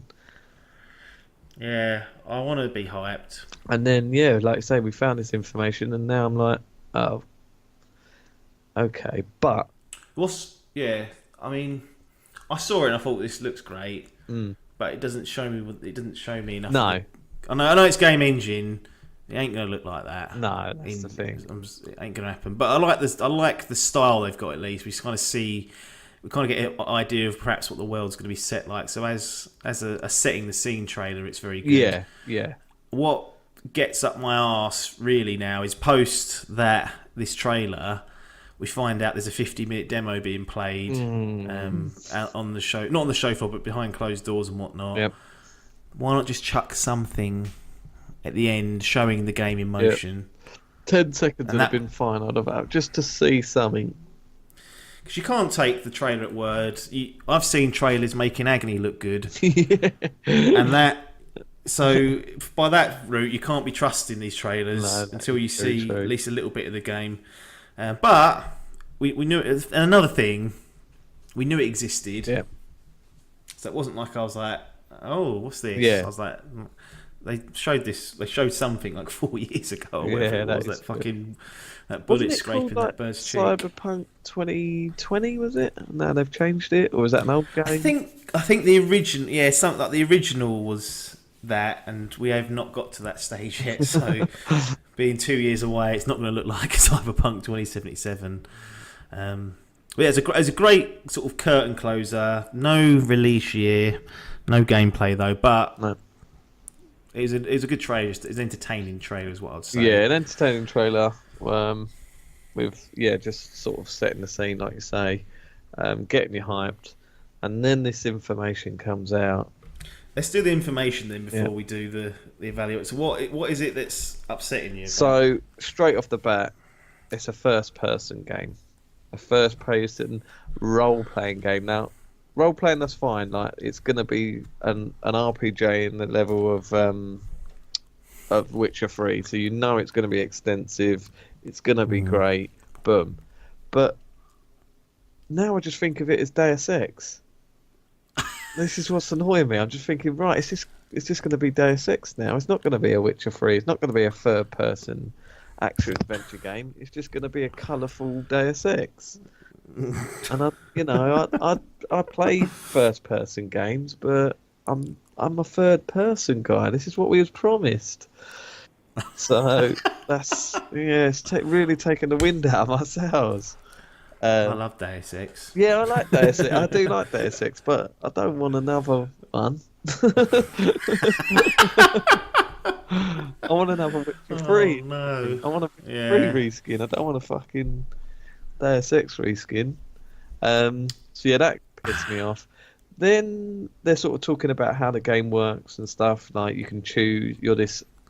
Build your own character, can't you? You're not a set character or style. You can choose a class. I think you can customize how they look. So that's another thing people weren't sure on, but that's good news to hear. No.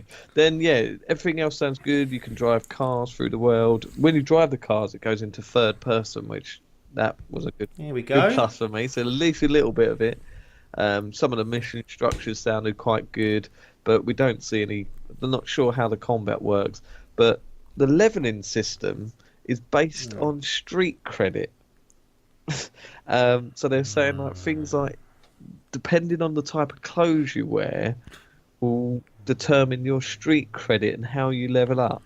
So if you wear like a different piece of clothing, you could go into a shop and get a 10% discount.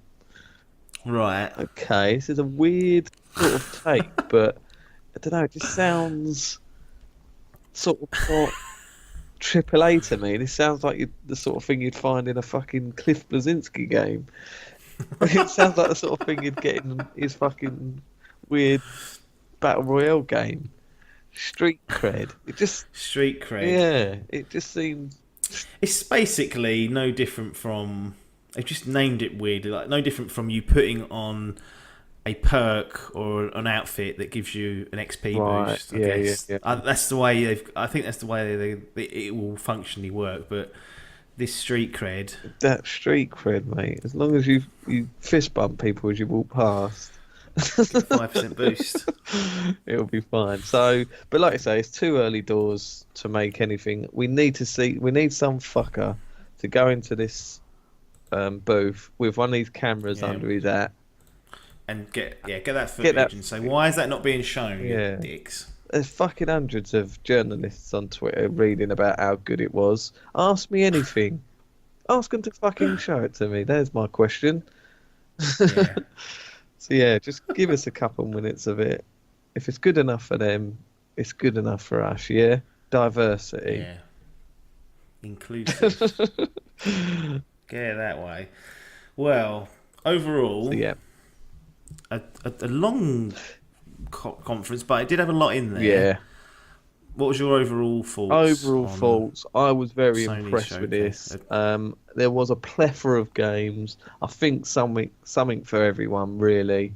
So it was games, bit of bile, sorry, then more games. I like that. Yeah. I like that they were sort of almost admitting defeat and saying, look, this is what we've got planned. This is who we're getting. This is our sort of what we're going to be coming out with. Look to the future. I quite like that they did that. It was, like you say, the fucking conference was way too long. There was like a dip in the middle, and I was like, "Oh, get me out!" Shut up, Phil. Yeah, I've got fucking 6 more of these to watch now. Come on, mate. So, yeah, was very happy overall. Probably Microsoft's strongest E3 for the last 4 years, 4 or 5 maybe. So I'm going to give it a solid 8.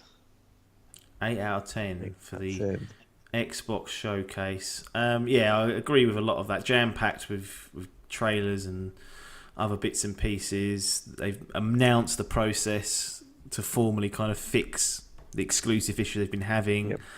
Yep. Does suggest they've kind of, given up on this generation almost. Yeah. Was too long.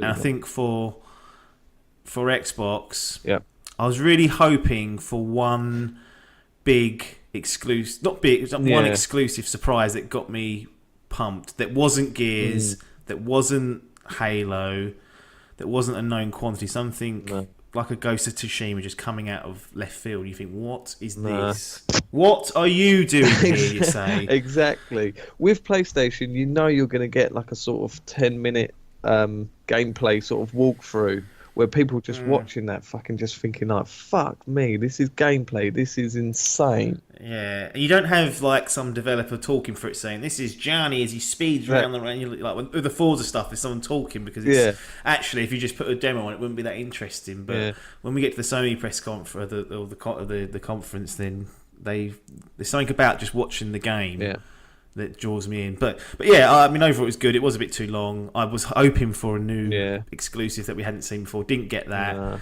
A lot of their first party stuff, they've just binned any release date. Didn't even stick a 2019 stamp on there. Didn't even care, did they? So 7 out of 10. 7 is gone for. Boom. Yeah, good. It was good. It was good. Yeah. It was good to see. And if you're interested in, like, if you've the thing is, I feel like these Sony, Xbox, and Nintendo to a certain extent need to sell their platforms to me. I've got them all, but I like to be sold on what's unique about that platform. I just didn't get that from this enough, and that's where it kind of didn't quite get the 8. But it was still good to watch. Yep. Bethesda, a real sick note at being half 2 in the morning, so I watched that the next day. Pete Hines comes out waffling. We see Rage 2. We see a truncated sort of demo of that. Yeah. Kind of what I was expecting. Probably a surprise that was ruined and taken away from us in hindsight. Yeah, I've not played the original yet. It's on my list to play. I've got it sitting there. On Steam? On the stems, yeah. I bought it on the stem not long ago. I think it was one of the last games I bought, I think. Yeah. Get on that with the old thing. Family, friends. But yeah, the sci-fi elements of this game, I don't know if that's a occurring thing in the first game that new, but that sort of, I was like, oh really, Doesn't seem like it fits, but okay.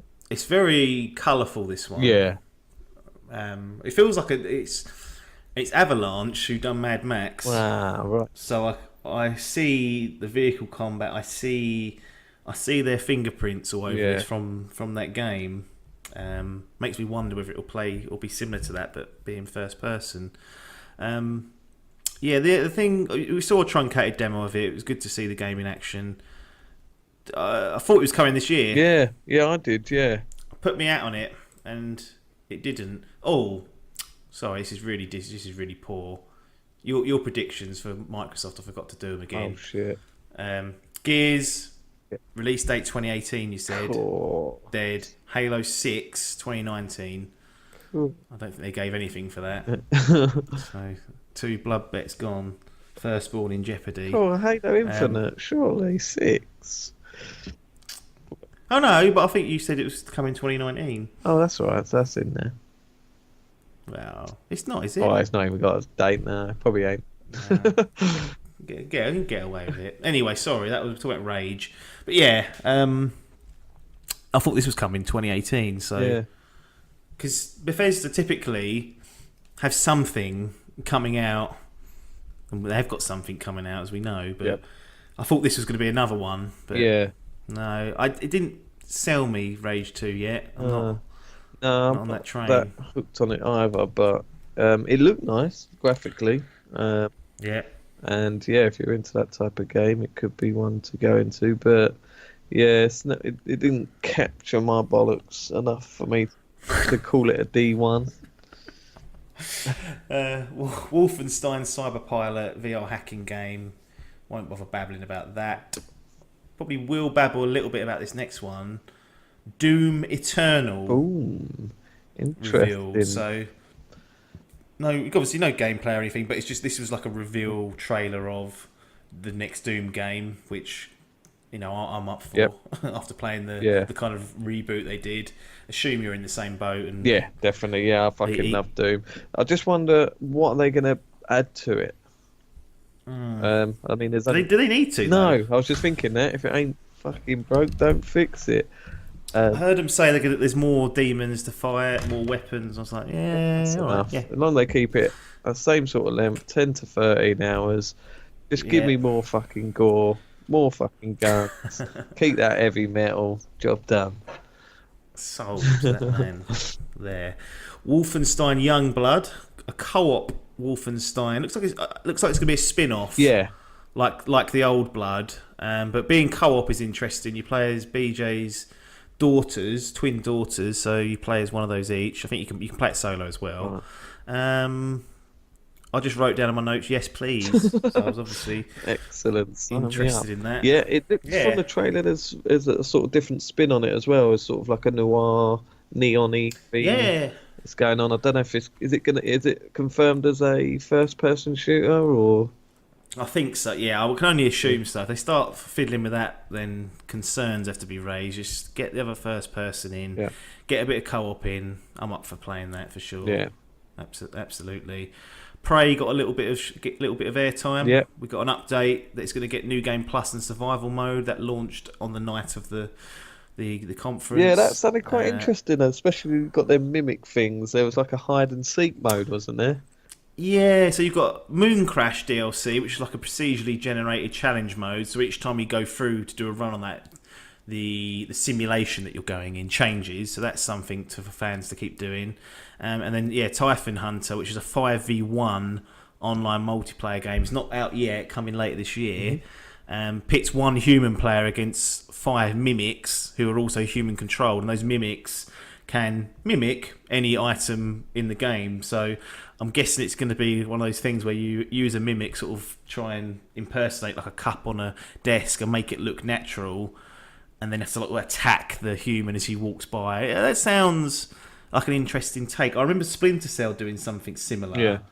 Where 2 people played as soldiers and 2 people played as like Sam Fisher type agents who were like in the dark and whatnot. Right. But yeah, I mean, I've got Prey on the PC. Typhon Hunter might be something that I'll go for later on, featuring VR as well. Yeah, could possibly be. Yeah, good to see that game that didn't sell that well still getting supported over a year later with stuff. That's what I love about Bethesda. Never give up. They never never give up.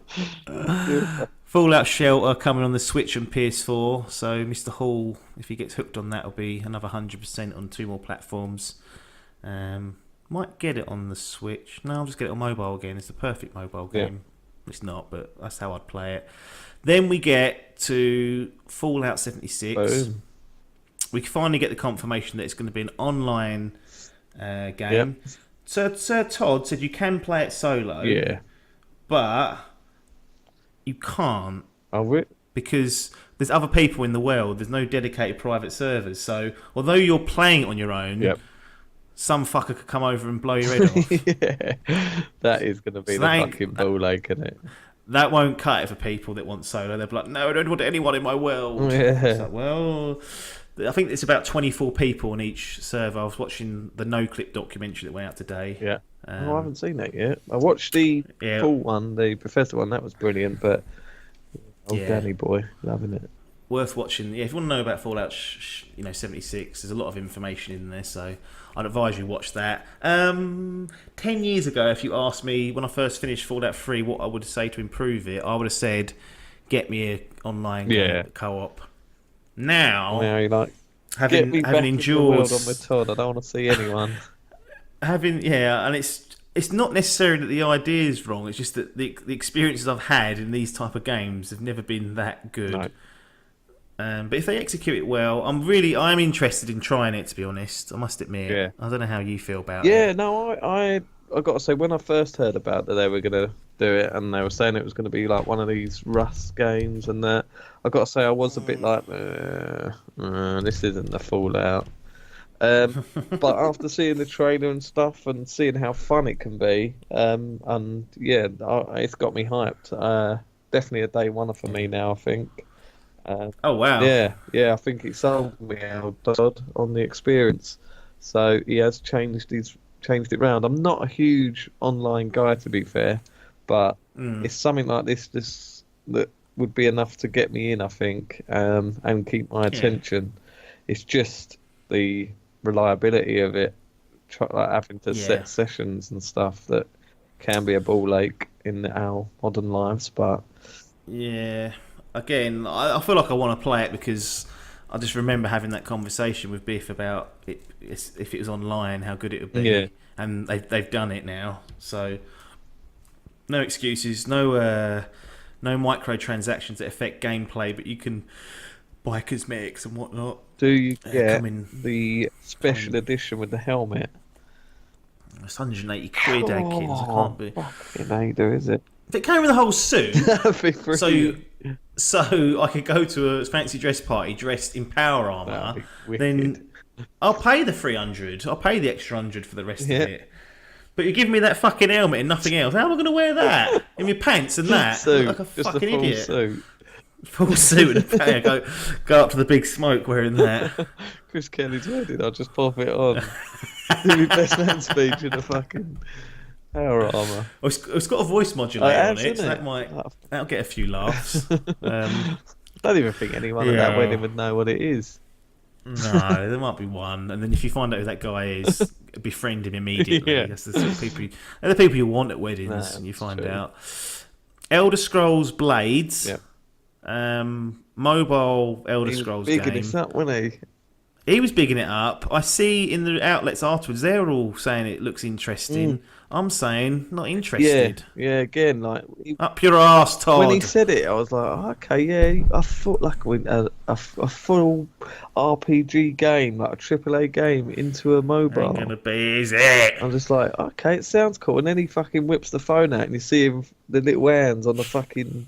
I never can play games like that where you use fucking putting your thumbs over the screen to play it.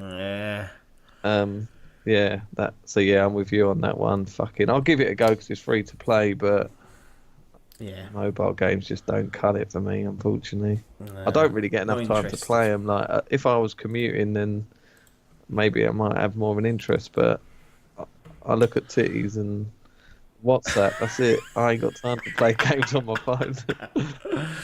Oh dear. And then Bethesda do something that's a bit out of character. Yeah, they're. Sir Todd, who I think done a great job actually, Todd, when he was out Yeah, there he's just becoming presenting. like a Didn't... proper boy. I thought he was doing stand up. He was getting the crowd giggling. He done a real good Yeah. sort of job at hosting. Well, was he hosting? Yeah, I suppose he wasn't hosting, but he did have a lot of No. the stage for a long while. But he Yeah. did have a very good stage presence, old Todd. And he's Yeah. becoming like a He was sort good. of god. Like people see like old Gabe from Valve. Yeah. He's becoming that sort of god. Like Maybe he can do Half-Life 3 exactly. and then really become demigod, and that's it. He can't be beaten at that stage. But Bethesda typically have thrown an E3 press conference or an E3 showcase, and then there's a big game coming out that year. In this case, Fallout 76. Unless the game's coming out within the next next 12 months or so. So perhaps moving into the following year, but before the summer, they don't tend to talk about it. But in what I feel like was a little bit of desperation, they announce a game that's coming to the next generation called Starfield. And the great thing about this reveal was we got to know exactly what the game's about because we saw a planet and a bit of light come from behind it, and that was it. Yeah, it was. And I was like, what the fuck was that? fucking Interstellar. Yeah, yeah, I've got to say that was my first initial thing. No idea what it is. No, strange. Their first new IP in 25 years. Yeah. So it's a real change. And then they do the next something that's even more pointless. Yep. Other than to quell unrest in the community, and Sir Todd comes out and says Elder Scrolls 6 will be the game after Starfield. the fucking hell. So not only we got to wait about 6 years for fucking Starfield. Got to wait for a further 3 for that. Yeah, there was a point when people were doing games. They were announcing games early, like Last of Us 2. I was sitting there thinking, right, this is at least 2, most likely 3 years away yet. Yeah. This is now. Yeah, we're talking like this ain't going to be ready for another sort of 4 years. It has to be. 2021 late. Yeah. Come on. I don't know what that's all about. Great. It just seemed weird considering how kind of rigid they've been in talking about stuff that's close, and then to just sort of go, well, here's this and here's that are perhaps 4 years away at the shortest. And I just thought that's a strange thing to do. But I think he was going for the fucking ticks. You look at this transfer at this conference. Bar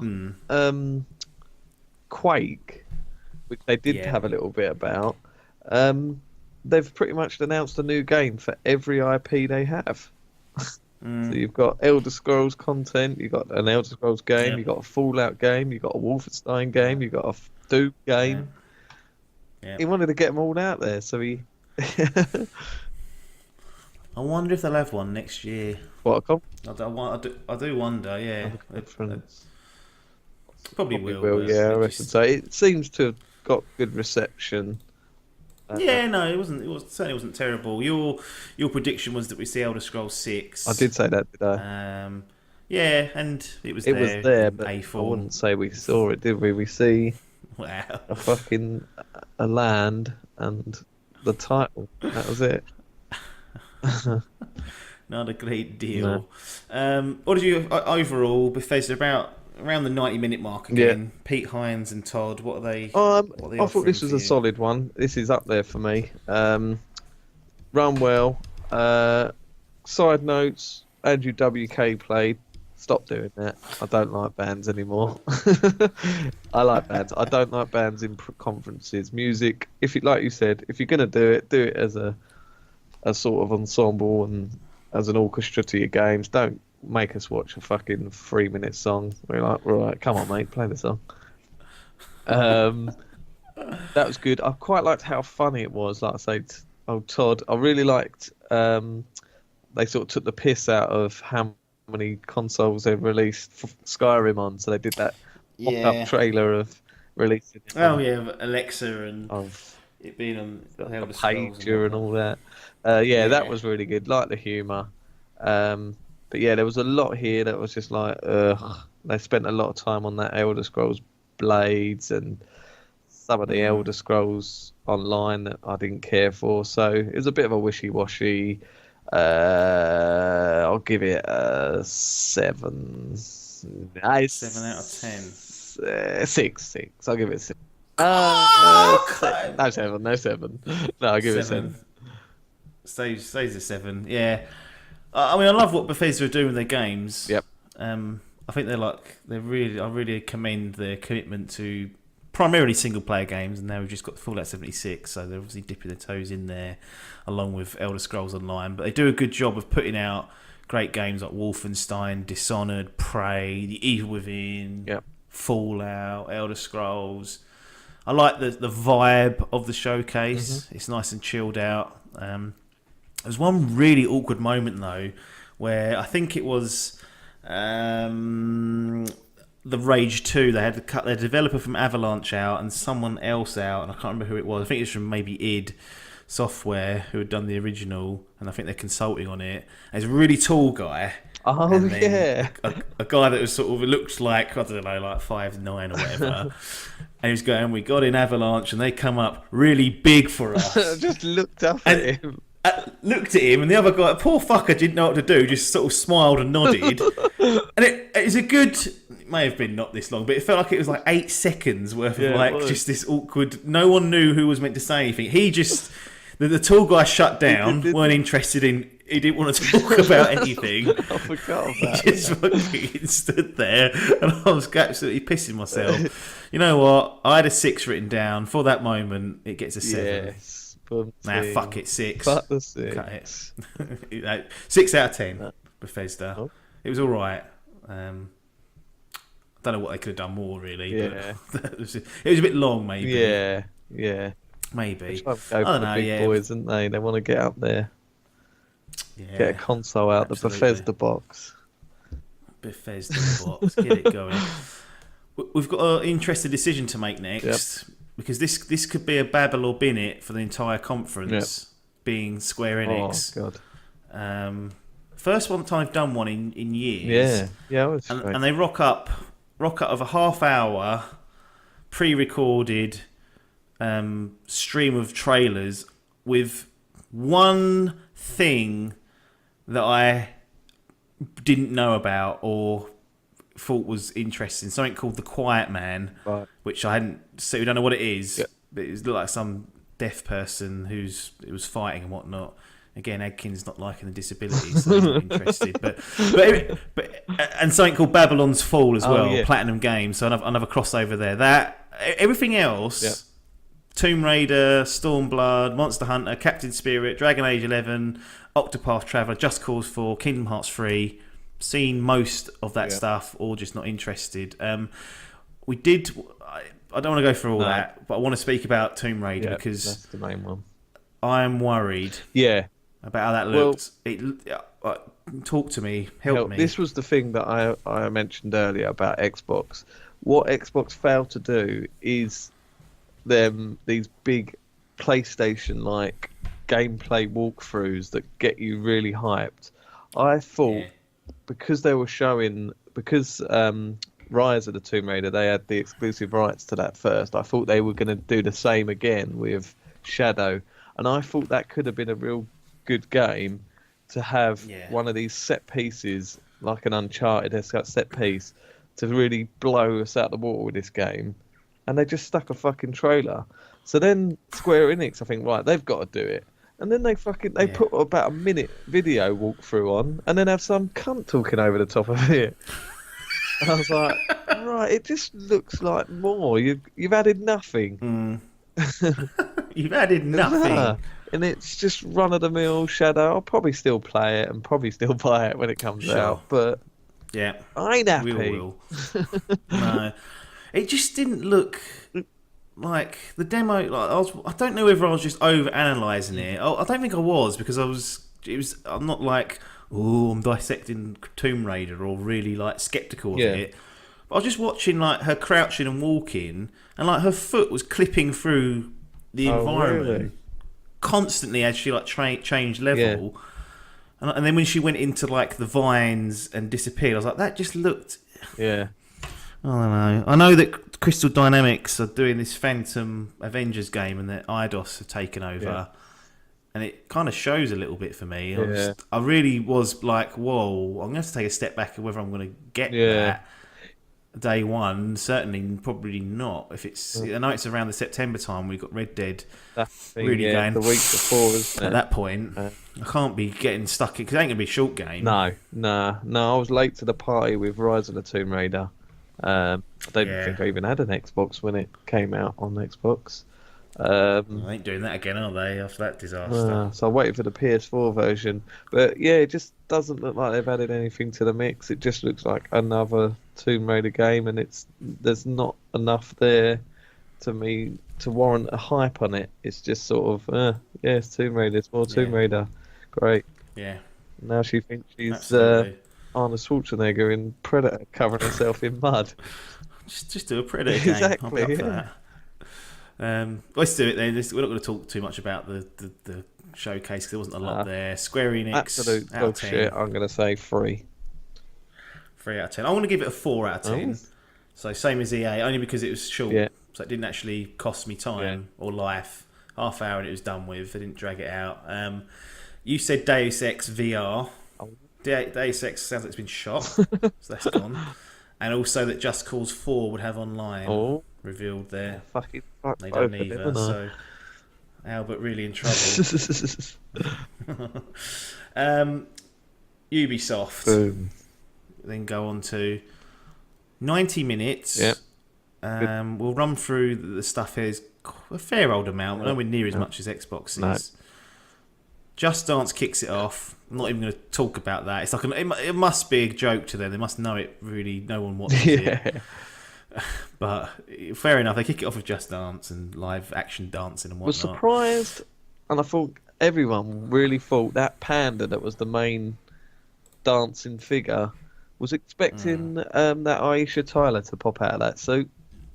Present it. Really thought she was going to do it, but no, they've binned her off. Cut out of it, too expensive. They said. Not interested. But they did kick things off with Beyond Good and Evil 2, so good to see that back.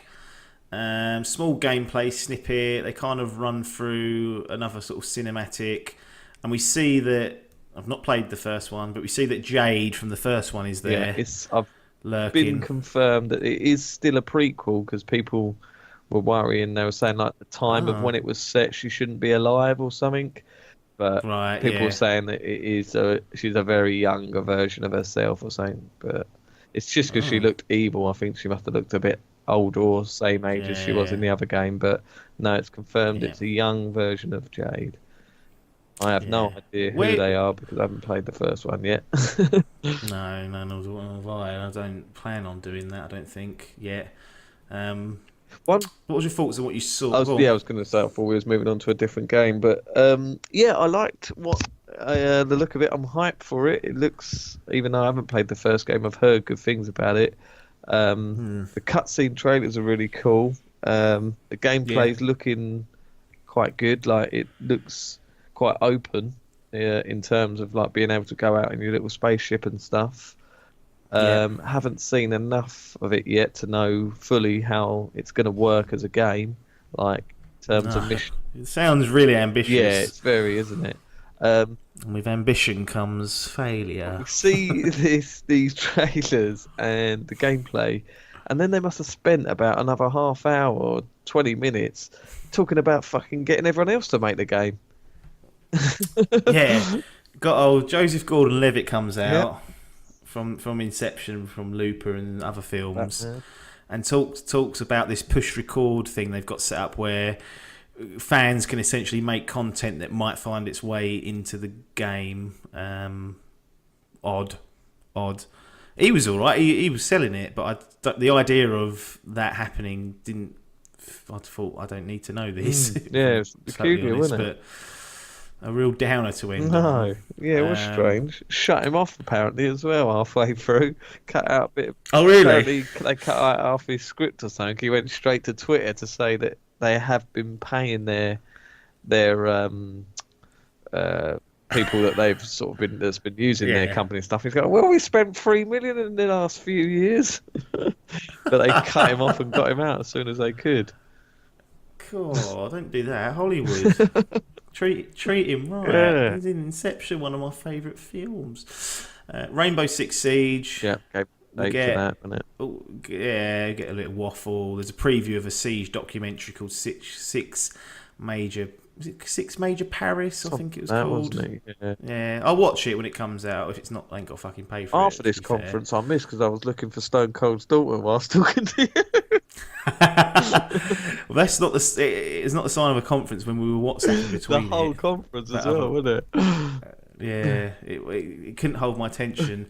Good thing we get a new Trials game, Trials Rising. Big fan of that. Coming to Switch as well, which I think is a good port, a good platform. For the game. Yeah, I think you need precision. Yeah, though. that's true. On them Joy-Cons, you could, and also if you're in handheld and you mess that up, that could go flying. That fucking £300 handheld might go against the wall. Pee-wee getting platinums on a fucking Joy-Con. That's what I want to see. Pee-wee is an unbelievable person at Get Trials. him on there. Platinum to the extremes. Get him streaming.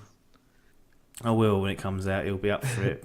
He's honestly some sort of demigod, as we've said before. Does he know? There's two of them. Would he have watched E3 or anything? Or no, I sent him a message though to let him know, and he was like, "Yes." Watch the trailer. He watched the trailer, and then he realised it was February, and thought he went, "Oh, it's fucking miles away." And I was like, "Bloody hell!" Yeah. Imagine if he was pumped for Starlight and he saw what Todd done to him. He'd fucking pull his eyes out.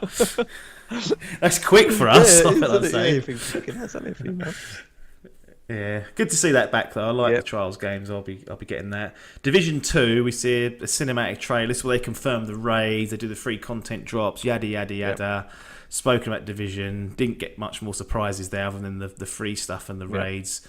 Thought they might hold the demo for themselves, but no, Microsoft can have that.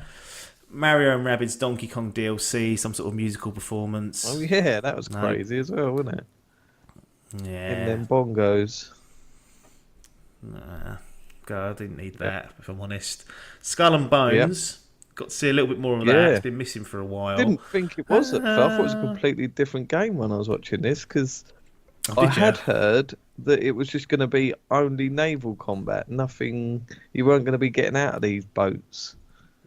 But then we see sort of someone walking about like a dock and stuff. I was like, cool, hello. It does. Yeah, do you know what I think that'll be? Yeah.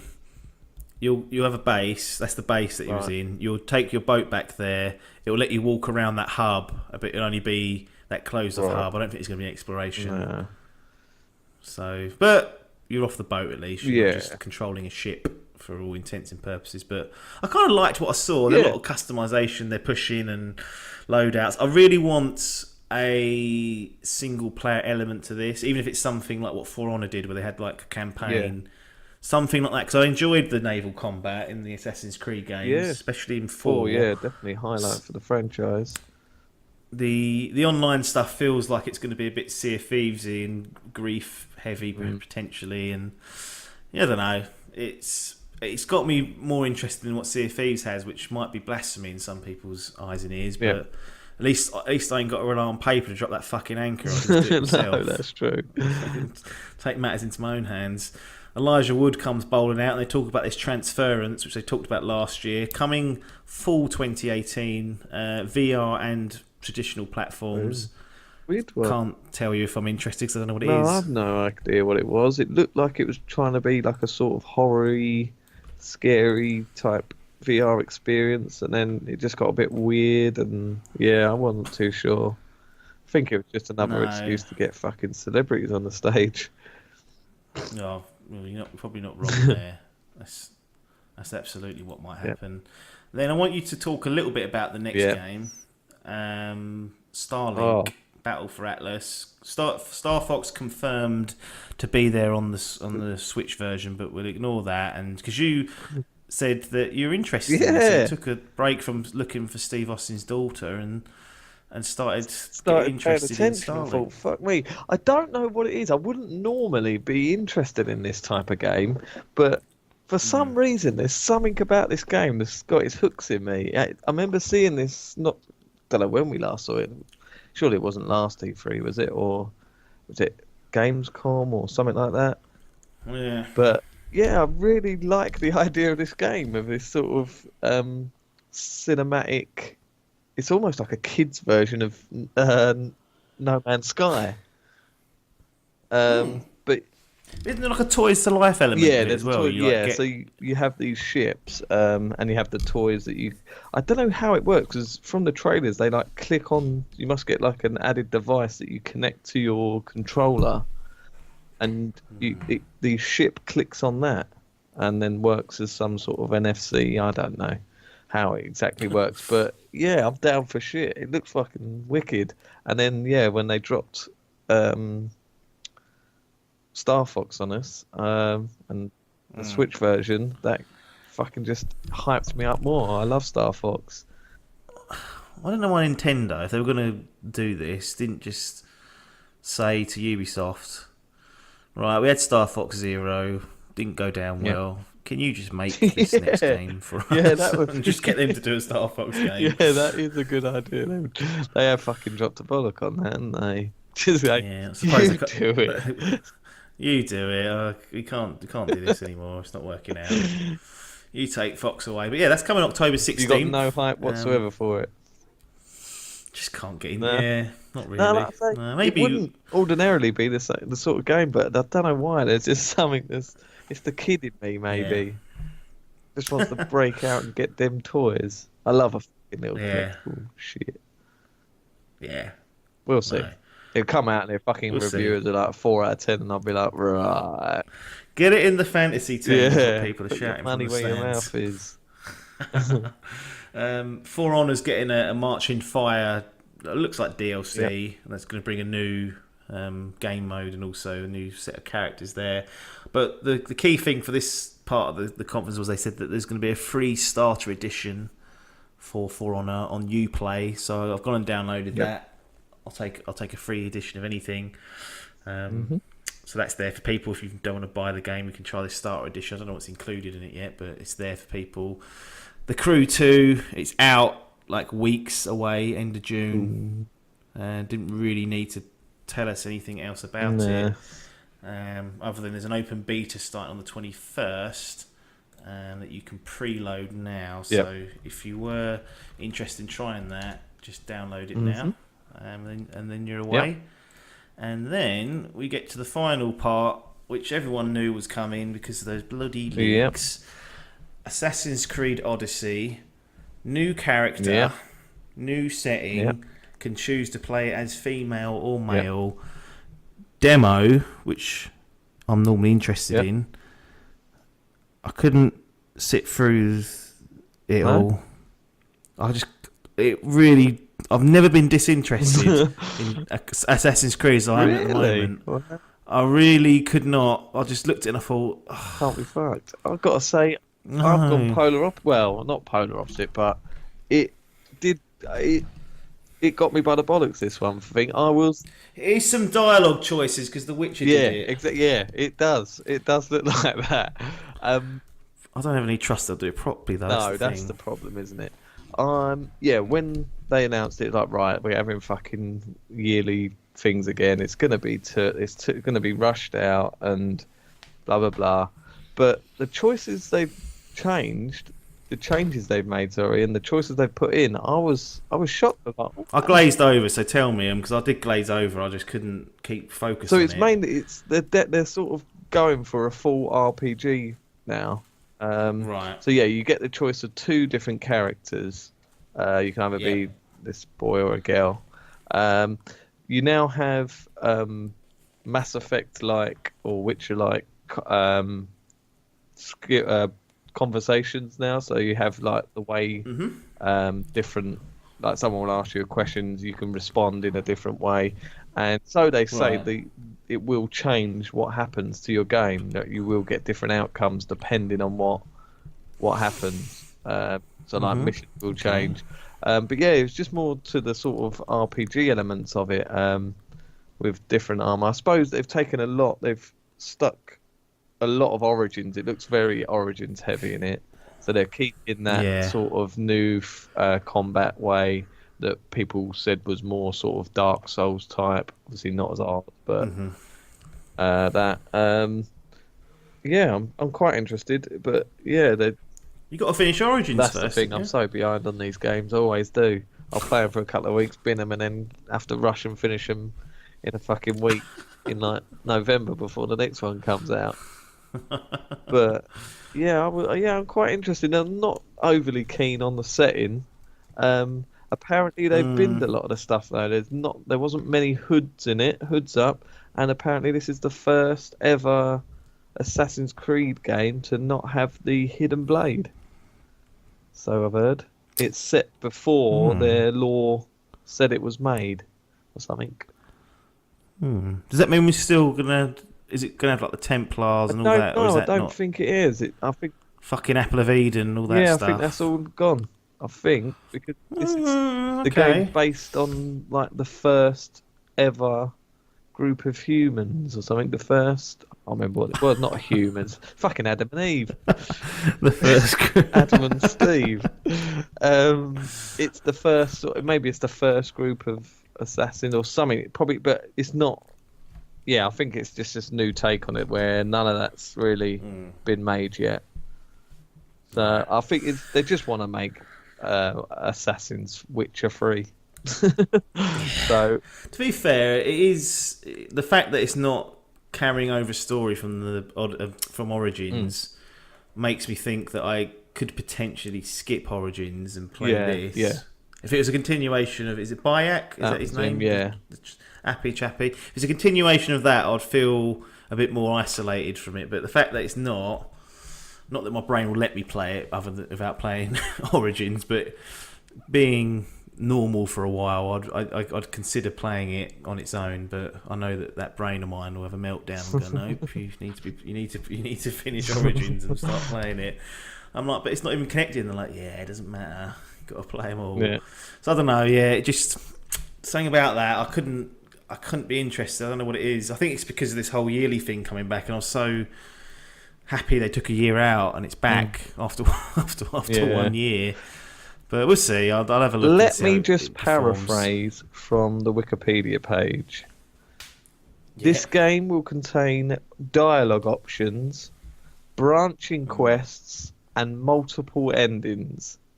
The player will be able to choose the gender of the main character, and the player will also have the ability to develop romantic relationships with non-playable characters of both genders.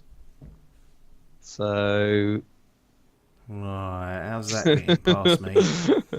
Okay, so right. I might have to investigate this. Be interesting. It does look like, though, I was just talking horseshit, and there is a modern thing as well. It will be flipped. So I'm assuming the Templars will be in it. But I have read that the actual, when you go into the world, it's set before, because it's set in 431 BC.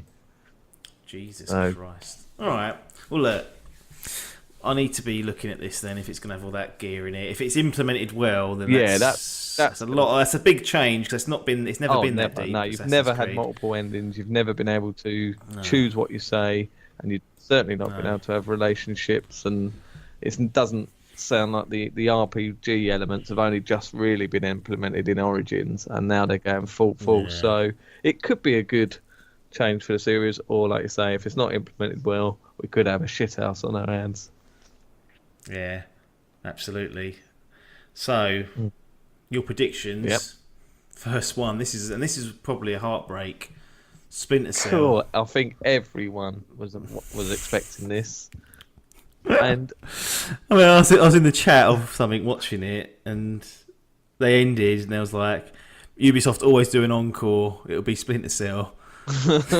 It just went dark and didn't come back. And they went, fuck Ubisoft. Excellent. I was really surprised they didn't, to be fair. I mean, they must have realised now. They're like, fucking hell, I didn't realise people wanted a Splinter Cell. We've tried rebooting that about 6 times and none of you cunts buy it. Yeah. Now you want one. Is that? Yeah, now you want one. You haven't had it, so that's not there.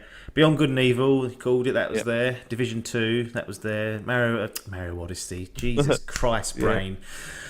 Creed Odyssey was there. No new exclusive Rayman, but exclusive Star Fox from Starlink. Is it Starlink? I forgot the bloody name of it as well. So that's in there. So sort of a half exclusive, and no Watch Dogs 3. Oh, yeah, that was another omission. Yeah. Yeah. So those two omissions, kind of for me, meant the overall conference was a bit too long. Yeah, a bit too long. Lacked surprises, and as I said, I glazed off on the Odyssey part, but that was perhaps my own fault. 6 out of 10. 6 out of 10. Yeah, I'm going to go for a 5 as well. Well, not as well, but on my own 5. Oh, actually, that was worse than Bethesda's. Yeah. I feel like 5. Give it a 5. Average in our eyes. So yeah. It was average, that's wasn't fair, it? It was 5. too long. It had games. Didn't have much surprise. Yeah. 5. 5 out of 10, adjusted for inflation. Sony. Controversial conference, and we'll explain why as we go through it. So we've got through Saturday. Xbox have given me their best conference in 4 or 5 years, possibly. Sony, I think they've been smashing it out of the park with their recent E3s. They know how to do a fucking daddy of a press conference. They've got the games already. They've said they've got these 4 pillars that they're working on. And they must have massive things up their sleeves other than that, right? They're going to produce an absolute steamer of a show. How did it go?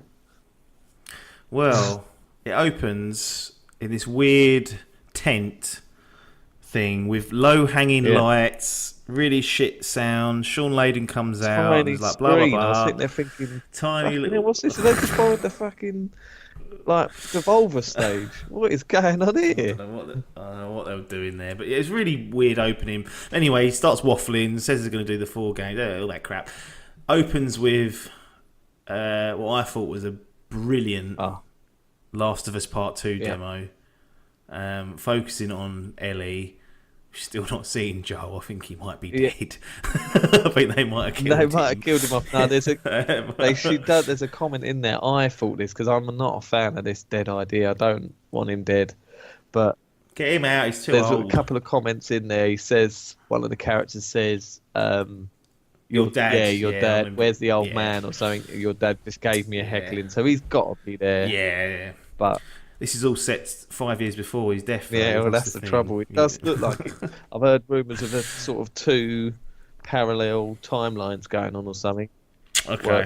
Where Ellie when she's older, and also possibly Ellie's mum when she was before Ellie was born. So we'll see. Yeah, there's certainly some interesting theories floating around, but this kind of... I thought what I liked about the demo is that first of all, it was like a good contrast between her trying to be normal at that party, Yeah, it's weird to see setting like how fucking bleak this world is. See sort of normality as it was. The thing is though, it's the first one set 20 years after the epidemic. It seems like people have got a handle on what to do. Like, you've got your quarantine zone. It's like, don't go outside of it. If you do, put a mask on. But if you stay within the confines of the areas that have been built out, it feels like there's not a lot of threat. But once you go outside of that, that's when it starts kicking off. So I can imagine there being communities like this that are quite insular, that don't go out, unlike what Ellie's doing, and sort of act and have a normal life.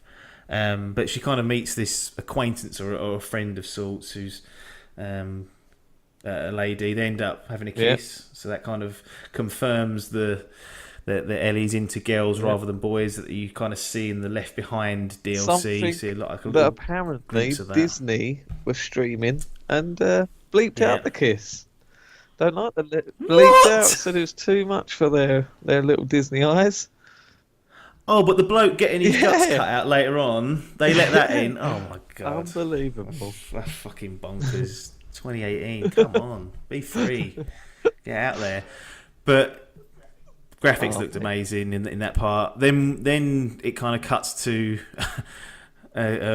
cutting someone's throat, and then we get the kind of gameplay demo of her going through this quite large environment, stealthily trying to kill a few of them. Got no context for what's going on. And this is what I mean when Sony know how to do a fucking walkthrough trailer gameplay. You just watch it. No one there babbling, going, here's Ellie about to jump over, and what she can do, the AI is really rich in the way that, and it's like, no, just let the game talk for itself. And I love the desperation being demonstrated. Like, once she gets discovered and you can crawl on it, she crawls under a truck to hide, then you think, oh, that's a really cheap, easy way to get rid of the AI. But no, the AI actually check under vehicles, so one of them comes to check, shoots her in the head. The transitions in this game just look fucking incredible. From that bit where she crawls under, and then it's sort of almost like half a cutscene where you're waiting for the next person to check under. Then you're getting dragged out from under. Oh yeah, she's dragged out from under it. Yeah, and then you have like a fight with them. Then as she's running away, there's an enemy in front of her, and she picks up an empty bottle and throws it whilst running. Oh mate, it was just fucking pure liquid gold. Yeah, and I like the fact that she goes into a building and hides, and the AI just don't give up. They like 3 or 4 of them come in and they hunt her down basically in this small area. And I hope that the AI is as clever as they make it out to be. The way she kills that last enemy as well. He's sort of like a heavy, and she's shooting him with arrows, and she probably puts about 3 or 4 into him. But instead of just having an animation where he falls and dies, he sort of reacts like a human would and sort of stumbles down, and she drops to his knees. She has this sort of last dying speech with him and stuff, talking. And if that's what it's like, obviously that's not going to happen to every enemy in the game, but if those moments occur, mate, that game is just oh, mate. Yeah, it really, I was quite literally blown away when I saw that. I was like, wow, this looks incredible. No release window. No. Also, another thing. No single zombie-esque. Looks like no infected lurking. Yeah, they've got rid of the clickers. Well, not got rid of them, but it doesn't look like this. They're going to focus much on that. It looks like it's more going to be about these sort of these pockets of sort of tribes and stuff that are taking over, and probably what would happen in that sort of epidemic. And if the AI is that good, then I'd much rather be fighting the humans more than the infected, because they're pretty dumb. The infected, for all intents and purposes. I do want them to put more moments, which they did in the Left Behind DLC, where you have AI enemies, humans, and AI infected, and you can like pit them against each other using like a bottle, and letting them sort of thin the numbers themselves, and then just wiping out the leftovers, because you didn't get that in the main game. No. But in the DLC, there's a moment, towards that where you can experiment with that, and I was like, that's appealing to me if there's some more of that. But it showed off. It was brilliant. Then we get the big controversy, so that's all done. No release date, just to closes off as The Last of Us Part 2. I'm still, I'm satisfied that I've seen it, but disappointed not to see a year on it at least. We had old Gustavo having a little fiddle with his banjo, didn't we, beforehand? Yeah. Again, all right, play it over. We don't want to see you watch you playing, mate. No, not after 2 in the morning. No, that's it. Yeah, did we both? Oh no, I got up with this. You set the alarm on Fiend. So yeah, we're seeing this at 2 a.m. on a work night. This is what, and I think this is why this next bit really irks you, because they actually say, okay, we're going to move into a different tent, and they cut back to like the PlayStation E3 team. I think his name's Sid Schumer, and there's a couple of others that are there. And they're just buying time whilst they're moving the audience into the main area. And I watched it the next day, so I wasn't tired. I was just watching it, catching up. You obviously got up at 2 o'clock in the morning to watch it. Was fucking livid when this happened. I was just, it was like a lengthy, about 15 minutes as well. It was knocking 15 minutes. This was, and I was just sitting there thinking, "What the fuck is this? What are you doing? This is a press conference, and you're moving everyone who's there, sticking your fingers up to the people at home watching it. Just going, oh, but it's an experience. You had to watch that in the church. No, I didn't. Fucking what you doing? Oh my! This is the worst ever decision of a press conference on the EA history. Any conference ever. Worse than the Command and Conquer Rivals demo. Moving a fucking team, the audience to a different thing. Oh god! I don't know. I don't know what that was all about. I can't. There's no way you can defend it from a presentation point of view. It was just even being there, you'd be like, "What? Yeah. Fuck's sake!" I've just sat down and got me popcorn. What's going on? Yeah, it was awkward. It was clumsy. It was amateurish in some respects, and for a showcase. And if you're looking at how they presented this, there's a definite black mark on it for sure. If they ever do it again, they're getting a slap. Yeah, well, during that awkward interview, we did find out that God of War's getting a new Game Plus mode. Yep, that was good. So we found that. We found out Black Ops 3 is going to be a surprise PlayStation Plus giveaway. So that was some good pluses in between it. Yeah, but I was fucking livid to even notice it. You can go and get that. We saw another trailer for Destiny 2 Forsaken. Looks like they're killing off old Cade. Or are they? Which, well, if they do, there'll be hell to pay because I'm not having him gone. He's the best thing about it. He's the only thing about it, isn't he? Nowadays. I would say so. Old Nathan Fillion is his name. Does the voice. Yeah. What else is he in? He's done lots of other stuff. Yeah, he has. He's been in films and he's done a lot of voiceover work. You'll probably recognise him in certain characters. But yeah, Dave's really hyped about this, and it sounds like it's going to be the ultimate update to the game. But I'm just so done with Destiny now. It's hard when it's been so long, and again, it's another fucking paywall. And a full price paywall as well. It's like another 40 quid, isn't it? Yeah. Well, it better be 40 quid, but I think it's at least 20. At least. Probably going to be 35 knowing them, so nearer 40. So there you go. That is chuck away. What about you? Have you seen any of it? The new game mode sounds quite fun. Gambit. I quite like the look of that. Need to wait and see. Yeah. It sounds like it's got like they're doing the stuff that the hardcores wanted. Yeah. It does sound like it's just they've got a lot of backlash, haven't they, from the Destiny 2 failures, and they're trying to right their wrongs. Fair enough. They probably should be given a second chance because there's a good game in there somewhere. Oh yeah, absolutely. But, yeah, it's just especially when these games are now like dishing out free DLC and getting rid of all. Yeah, this is the killer. That it's now. I paid. How much have I paid? I paid like 40 quid for the game. Spent another 25 on DLC already. I don't want to be spending another 35 on more.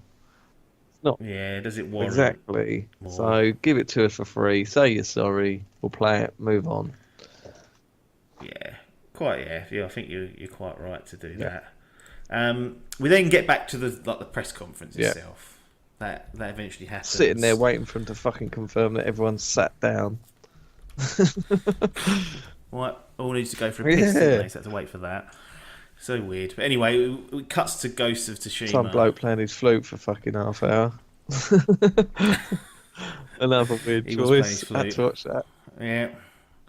But we then get a demo of Ghost of Tsushima.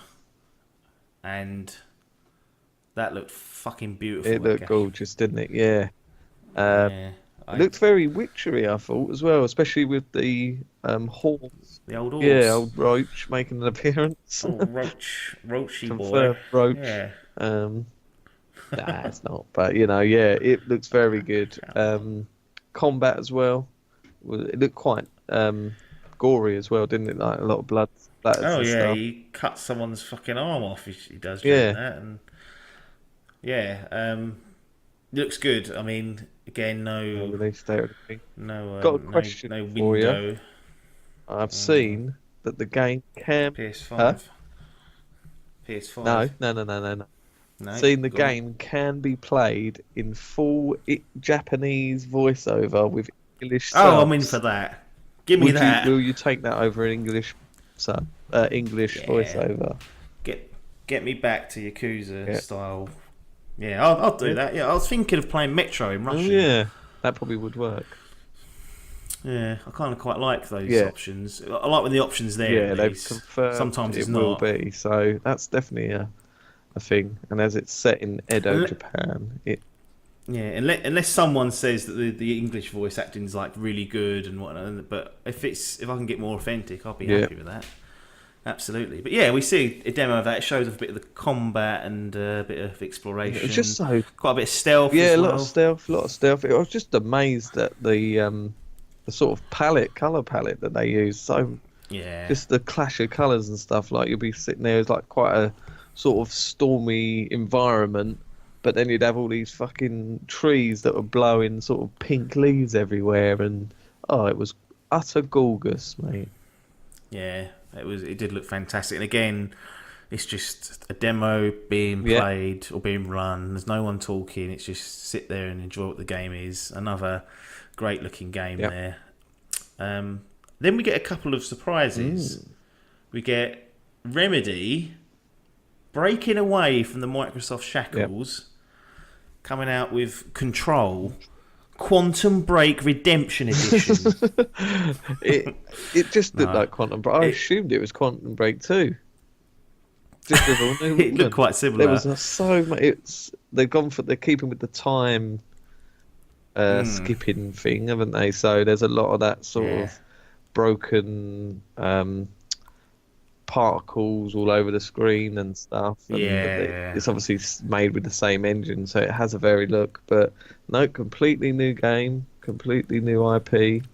Control. Is it exclusive or?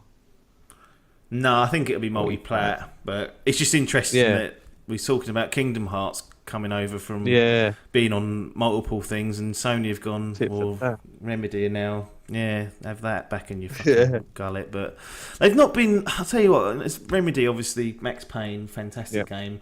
I'm not going to say that Alan Wake I thought was the best game ever made. I did enjoy that. I'm definitely not going to say Quantum Break was the best game ever made. They're both decent, but still, it shows some intent that, Remedy sick of Microsoft's ways, maybe, or just wanted to make a bit more money because there's 70 odd million consoles out there to sell them on, rather than. Do they bin the TV show? Oh, it's gone, isn't it? No Control. That must have cost a fortune. No Control TV going. No, Lieutenant Daniels was in Quantum Breaks again, popping up in every game, but this time resurrecting himself as a real actor, or live action. I shouldn't say real because acting's acting at the end of the day. But yeah, Control. That's lurking. Then we get to something that I didn't even know I could get excited for. Yeah. I really wasn't. I don't know why, but this, for some reason, the announcement of Resident Evil Remake, seeing bits of it, and it looks like it's third person. There's been a second trailer released. The second trailer is phenomenal. Why the fuck did they not put that in? I know why, because they wanted it. You did not know what it was for a little that's while. Fair enough. Because I didn't have a clue at first. Because it was like fucking rat. You're like a first person rat. Yeah. I was like, what is this? Rat breaking out, and you're like, what the fuck? And poor rat gets squished. I was a bit cut up over that. Did this get you by the bollocks, this game, then? Oh, absolutely. It's gone from something I didn't even know I wanted to now I'm like, January the 25th, 2019 gets a launch date. This can't come soon enough. I'm really, really, really, really pumped up for this. I don't know why. I've not even played Resident Evil 2. I know this is a complete remake from the ground up. I can't wait. I think it's the fact that I've come off the back of playing The Evil Within 2 and enjoyed that, that survival horror aspect so much that seeing an old classic being resurrected in modern form is really appealing to me. And for it to be a complete surprise, and for it to have a release date that's in January, I was like, good grief! I thought this was years away. Yeah, it was fucking. That was an absolute stuffing knocker.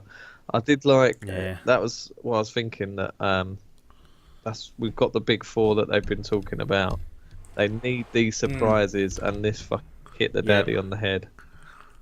Yeah, absolutely. So that was really a surprise that I didn't even know I wanted, and they're the best sort of surprises. We saw a little VR game. Not going to talk about that. I didn't really know what it was, so canned it. We saw another Kingdom Hearts 3 demo trailer. That's the third one we've seen at this point. If we've been watching them all, this one, although had some new content in it, like showed off parts of the Caribbean, showed a bit more Toy Story off. I feel like this is what Xbox should have had their starting one, and then given the took to Sony after, because once the cat was out the bag, it kind of nullified this one, but it did have some new stuff in it. But, I thought that it looks like they've still got a bit of exclusivity deal with them, giving them these extra trailers. Also, they revealed, which something I thought you might be interested in, the hat trick of the 2 PS3 games or PS4 games and 3 in one package.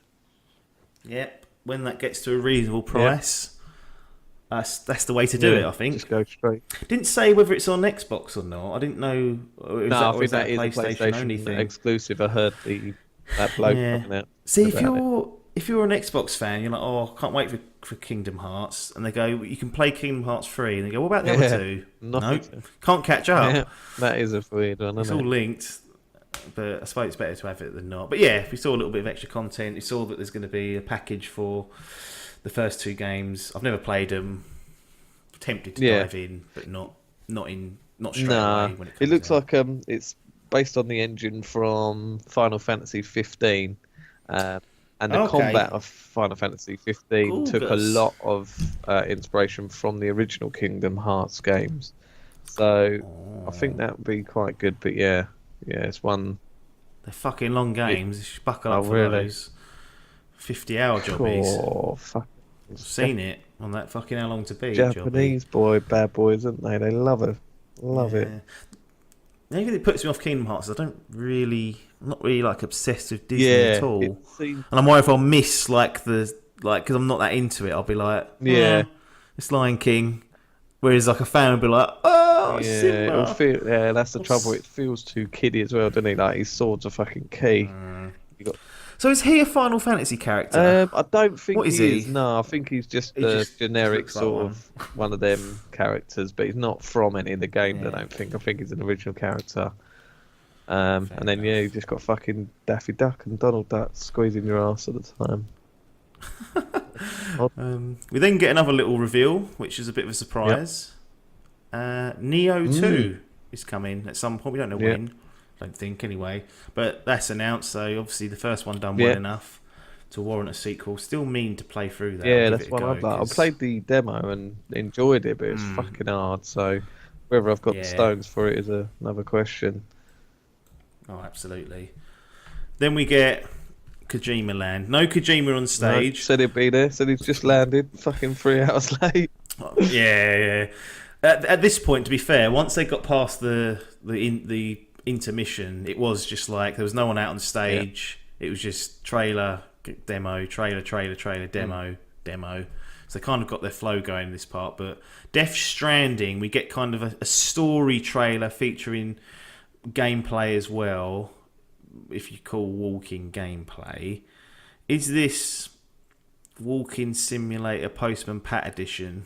Because I don't know what this game's about. All I heard from the story was that he's off delivering stuff or picking stuff up.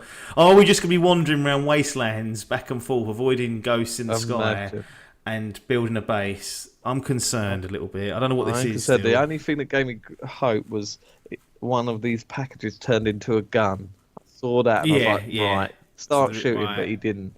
So no, he just... it is Postman Pat set in Interstellar's world. So it's amazing that this is now the 4th trailer, and no one has a clue what this fucking game is. But what we did see was I watched the trailer back on 4K, and oh my god! Oh right, mate, this game, the environment. Like I say, I got so many sort of interstellar inspirations from this film, from getting this game. that, oh mate, it looks the bollocks.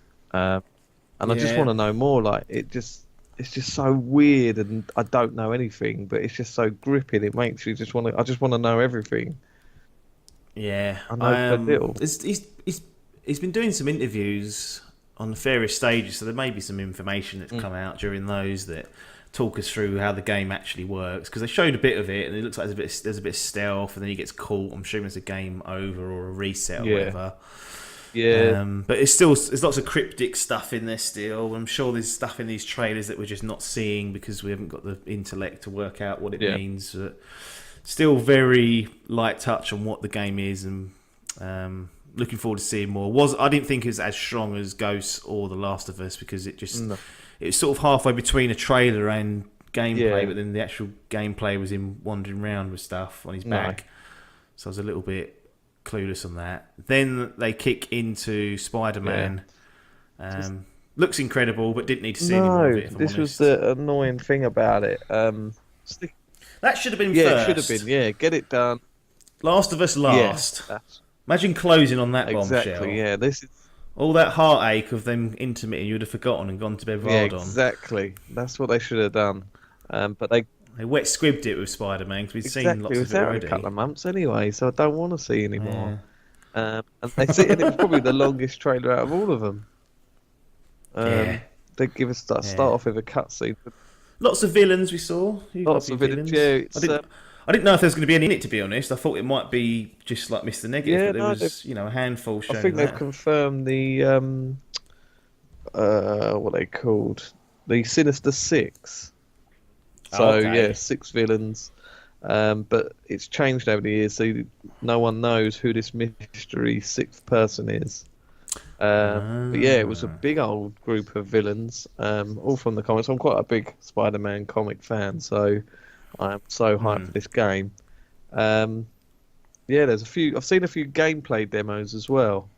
Right. Yeah. And I've noticed quite a bit of a downgrade in the graphical thing. Insomniac being called out, dragged over the coals. I know these E3 trainers always do amp it up, but looking like just in terms of just like swinging about the city and stuff, and just it doesn't look as amazing as it did in the thing, but it still looks impressive. And take it off the pre-order. That's it. It will definitely be a day one, but I've got a slight. Well, it's near that fucking Red Dead again. What are you doing? Stay out of September. Let Red Dead have it. Yeah, it's another August, thank you. Is it 2 weeks before it is, isn't it? Something like that, Fucking hell. But yeah, too long on too much information for me. Too many questions, GBH to the eyes. And that was it. They closed the show. They done a little post-show thing. I didn't really watch that. They actually announced a From Software VR game during that time. I don't know why that's not in the odd. There was some odd decisions made with how this was actually constructed and rolled out. I feel like the quality in there was really, really high, but just the way it was presented would turn people off, and was some strange decisions. Like we said about put Spider-Man at the beginning, we know what that is. I was watching the stream of it through the IGN channel. And after every conference, IGN do like a sort of post-comment show, and they sort of had to cut halfway through the end bit because they didn't know what was happening. They were tweeting saying like, "We don't know what's going on. We don't know if this is still part of the conference, so we're just going to leave it running." And then when sort of it fizzled out a bit, they just cut whoever was talking off the thing. Was like, "So here's our print," and they were like, "Right, what the fuck was that?" So even they were confused. But considering how good they've been presenting it wise, I know they can't do the live orchestra every year, but just stick to one location, just roll it out. They done that year where Layden come out, said hello, walked off, and it was just literally 60 minutes of games back to back. They obviously didn't have enough to do this time, but they still could have. It was a nice. It was a shorter conference, so it felt short anyway. Didn't it? They noticed they called it a showcase as well, rather than like a conference. So they were trying to get that sort of image. Like I said to you earlier, I think they're trying to make their PlayStation experience thing more like a bigger thing to them, attractive. Yeah. than their Sony press conference. Which is that what we want? I don't know. But I don't know. I was still happy with what I yeah, saw this is here. the I thing. wasn't. The games were fucking incredible. The content was so incredible that it's passed it off to still be considered a good conference overall. But it was just the pacing, the what they'd done with that fucking intermission just really ruined it for me. That's all I had, is that bitter taste through the whole conference. I don't know why at that point they didn't do the whole. Laden goes, right, we're going to move location. Rather than cutting to the guys, is put in the Resident Evil remake, run that, run the VR game, run Kingdom Hearts, run Neo 2. And like, because those didn't have a stage presence as such, they didn't have someone fucking blowing a whistle or whatever. They could have just rolled that whilst the crowd were moving, kept the flow of it going, then cut back and go back to Ghosts, and then just go straight into Death Stranding and then straight into Spider-Man. It seemed weird that there was like a chunk where they had to go up to a desk and talk about stuff randomly. It was. I wonder if something went wrong. I wonder if they were those trailers were queued up to go during that change, and they couldn't get them done, or something fucked up. But if it was a deliberate decision, Alan's got to be up there cutting heads off. He won't be having that, because I think it's a general consensus that was a dreadful decision. So. If it happened by accident, fair enough, but we're on the assumption that it didn't. They've not said anything, that this was a planned intermission, and no, not if you want to keep people awake at 2 o'clock in the morning. Go on then, give us what you got in terms of scorings. Cool, I've just been running this over in my head. So I've given Xbox an 8, a Bethesda a 7. Yeah. I'm going to be over harsh on it. I'm going to give this a 6. It fucked me off too much. As much as the games were so good. What annoyed me as well is... What's all the fluff? I want a bit of fluff. I want a bit of... Xbox was showing me what they've got coming up. And, alright, I know PlayStation is for now. They're showing you what we've got. And although they didn't give us many release dates.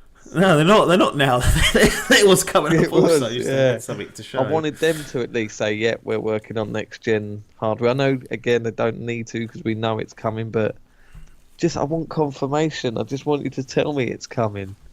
I want my little ears to be able to sleep at night, knowing that there's a PlayStation 5 being chiseled away at. But they sort of just didn't. They didn't give a fuck. They were like, "No, here's our trailers. You know what they are. Here's a couple of surprises, and ta-da." So, because of that, I just didn't like this conference in terms of tone and the musical. Having the little fucking... That intermission ruined it. Even having the old fucking music playing before, like, play it while the game's going on. Maybe not. But, it just annoyed me, this conference. And the games were luckily good enough for me to call it a good conference, but... I'm giving them a 6, and I'm keeping it. Had you not got up at 2 o'clock? I think that might have helped, because I was ratty. So it might have, they might have pushed it over to a 7, but that's the highest I'm going. Well, there you go.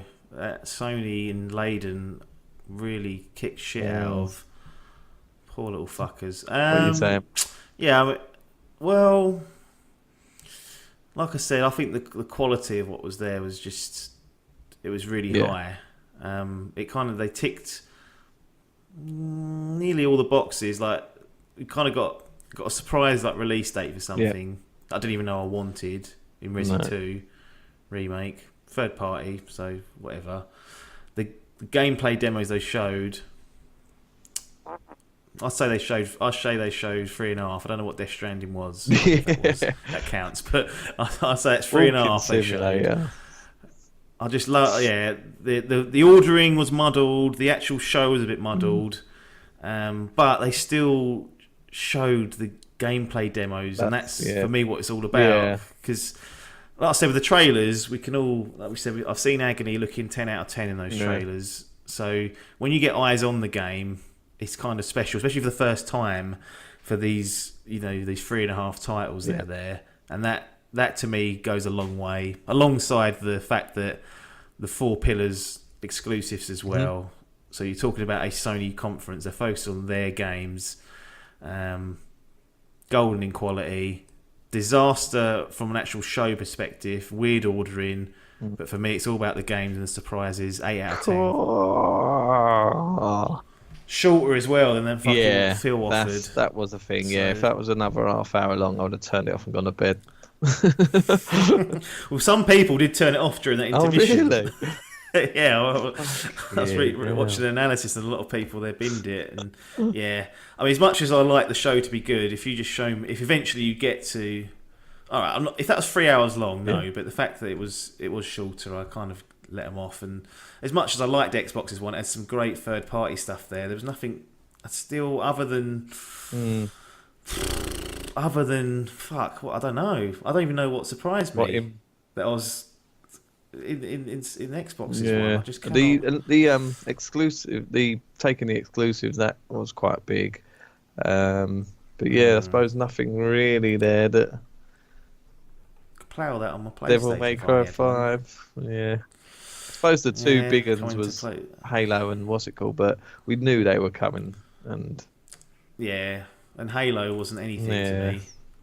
They gave me dinosaurs and gave me Master Chief. Ripped it away. Let's have a look and see what your old predictions were for this, and then we'll start closing it all down. Opening with Ghost of Tsushima. No. Q3 2019. Death Stranding is a 9-minute gameplay demo. Oh, I got that wrong. I think it was about 6, and about 4 of that was walking. The Last of Us Part 2 release date's 2020. Oh, I didn't get that. Very little Spider-Man. Oh, not a chance. Fucking loads of it. Cyberpunk reveal. Oh yeah, I thought that they were going to get it. Didn't think thing was. Well, no, this is a big omission as well. I thought we was definitely going to see what Rocksteady were doing, and there was rumours to be a Superman game. So I was banking on that being the encore, and we didn't get that, so that pissed me off. Xbox should have that's that. what I was thinking. They're the Xbox third were going party to have that, machines. and then Sony were going to get Cyberpunk. Spyro. No, that wasn't. Cut out of life. Demon Souls, you said no, so wasn't there. Bloodborne 2, you kind of said yes. Was not there. Dreams. They had a weird we don't know thing as well with Dreams, didn't they? Because they had like they showed him up playing the instrument. They had like intermissions between each trailer. They had like a little 3-second 10 clip second. Of one of their characters playing something. Made in the in-game world, but they just didn't speak about the game whatsoever. Don't know what that was all about. God of War DLC, we said yes, not happening. Hoped for BioShock, didn't happen. So that's that. Yeah, I see. I think just before the Xbox press conference or something, someone tweeted Ken Levine saying, said, "Are you your new game coming to E3?" He's like, "Not a chance. I'll see you next year." It's like, fucking hell. He's cut it all down. The fucker. Unbelievable. Nintendo, they do a pre-recorded piece of work. Half hour, 40 minutes jobby. We kick off with something called Damon X Machina. Damon Cross Machina or something, Machina, whatever it is. I thought this looked fucking good. I was quite hyped for this. Looks like fucking Devil May Cry in mechs. Yeah, it did look. It looked fucking. It looked weird, yeah. But if that's on the Switch, then I'm quite hyped for this. But that set the tone for me. I was like, right, here we go, plethora of games. Yeah, you get Xenoblade Chronicles 2 DLC coming September. Not interested in that. We see more of Pokemon Let's Go. I'm starting to get hyped for this, but no, I need to see more. Cause like you say, that combat, but you're just chucking a ball at them. It ain't just gonna be Pokemon Go on the fucking Switch. They're trying to sell that Pokeball Plus, which they got fine, fucking hundreds of them. Do you know what I heard them say? You'll get your Pokeball Plus will include an exclusive Pokemon, Mew. Oh yeah. So can you not get him in the normal game? Yeah. Is it just if you've got to buy that ball to get him? There's going to be more hell breaking loose. Anyway, again, they stupidly revealed that beforehand, or not? They didn't. No. It was Pokemon Group and Game Freak, but I'd have been like, can we just have that as a surprise at E3? Add that to it. You're gonna leave that there. Again, didn't show us much. Super Mario Party, that's a bit of a Yeah, that's a bit of a surprise. surprise. Not really one I've ever been interested in, but No, it's the controller Yeah, breaker. Chappers. And I don't know who these dickheads are in cafes playing the Switch like that, making Yeah, racket and putting them together. But I don't be seeing them where I go, so Get out. liars. Fortnite on Switch, Shadow Drop. That was cool. Knew it was coming, but it was good that it was available there Yep. and then. Overcooked 2, nice surprise. Nice little one. August 7th. Hollow Knight's coming. Another Shadow Drop as well. Yeah, they kind of done a mini like reeling off of trailers and games and release dates. It was so quick, wasn't it? Which, yeah, odd because Killer Queen Black's the last one I listed, and then I ran out of. I was like, fuck me, what are they doing? Octopath Traveler, got another demo coming, full release. July 13th, Dragon Ball FighterZ. Yeah, that was one that was rumoured to be coming to Switch, and especially it reviewed really well, surprisingly well, to be fair. So to see that come to Switch is good, but whether it will be as good as the console version remains to be seen. Yeah. So you might be wondering at home why we're rattling through the Nintendo conference, because that was like all that was in about. There's also a Fire so. Emblem game, wasn't there, as well? I didn't see this again. I missed it because that's the thing. They just rattled this off in about 10 minutes, didn't they? It was about, 16 games or something? Yeah. But that's quite a big one, I think, Fire Emblem. Or supposed I thought that would have its... Yeah. I'm shocked that didn't get more, to be honest. But what they were saving themselves for was the reveal of Super Smash Bros. Ultimate, which includes every single character that's ever been in a Smash Brothers game, including Snake, but doesn't seem they're going to do an amiibo for him. Fucks. Get that done. And that was basically the whole conference. It was a big Smash blowout, going through all the roster, going through literally every single character, what's being changed, some of the levels and tweaks and whatnot. And I am not that interested in Smash. No, And I was like, this can't be it. Where's my Metroids?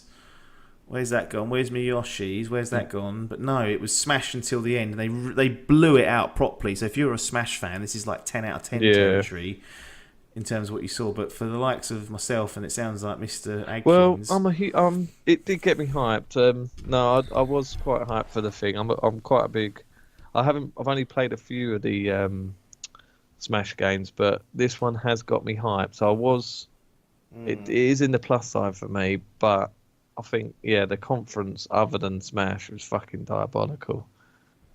Honestly, when I was wrapping up Sony, then I was ready to shut the whole thing down. I forgot on this happened. Yeah. That's how little it had an impact on me. I just scrolled down. I was like, oh fuck, Nintendo.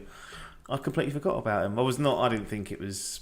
I really was quite disappointed at the end. So is there no redeeming factors from Smash? You think you will, or if? I kind of was happy to see Snake in it, because I thought there's a chance that we might get an amiibo, but that was it. I'll play it, don't get me wrong. I've not played one, so this is the chance to jump in, but it's not... it's not the big game I wanted. I thought we was going to see Retro's new game. There's like rumoured that there's going to be like a Star Fox Grand Prix that's mixed between F-Zero. That weren't there. It just seemed like they didn't give enough time to some of those other games, like you said, Fire Emblem and other bits and pieces, and just spent far too much time on Smash. Yeah, it was like over nearly half hour's worth of. Yeah, eggs in one basket. Yeah, it was, wasn't it? If you weren't interested in it, you've basically got very little out of that, other than Damon X Machina, which is a good time to kick it off. But for me, Smash Overload, nice mini surprise about Mario Party, 6 out of 10. 6 out of 10, yeah, I'll go with a 6 as well with that as well. It was short. It was short. Again, that was the good thing. Redeeming factor. That we got. I saw a lot of Smash. I don't need to see much more of that now. They did like a tournament after, which I watched last night. So I've seen the game in flow. I'm seeing videos now of comparisons. We know who's in it. We got a release date. Let's get us there. There's not really much you can show with that, because it is just a fighting game in the end. It's not Doesn't have yeah. much of a. There'll probably be some sort of little story things you can do, but nothing that's going to grab you by the bollocks. So No, not at we've all. seen enough get other Um, games, but they don't have them. no. Predictions were Star Fox Grand Prix pops Been... up. I think you said there's going to be no 3DS stuff. Oh I yeah, there think wasn't. there Oh, wasn't. blimey. But you then got everyone hyped up and said there's going to be an N64 Mini. Oh yeah, yeah, they're not doing that That either. went- No, that was it's dropped. definitely the Smash show, wasn't it?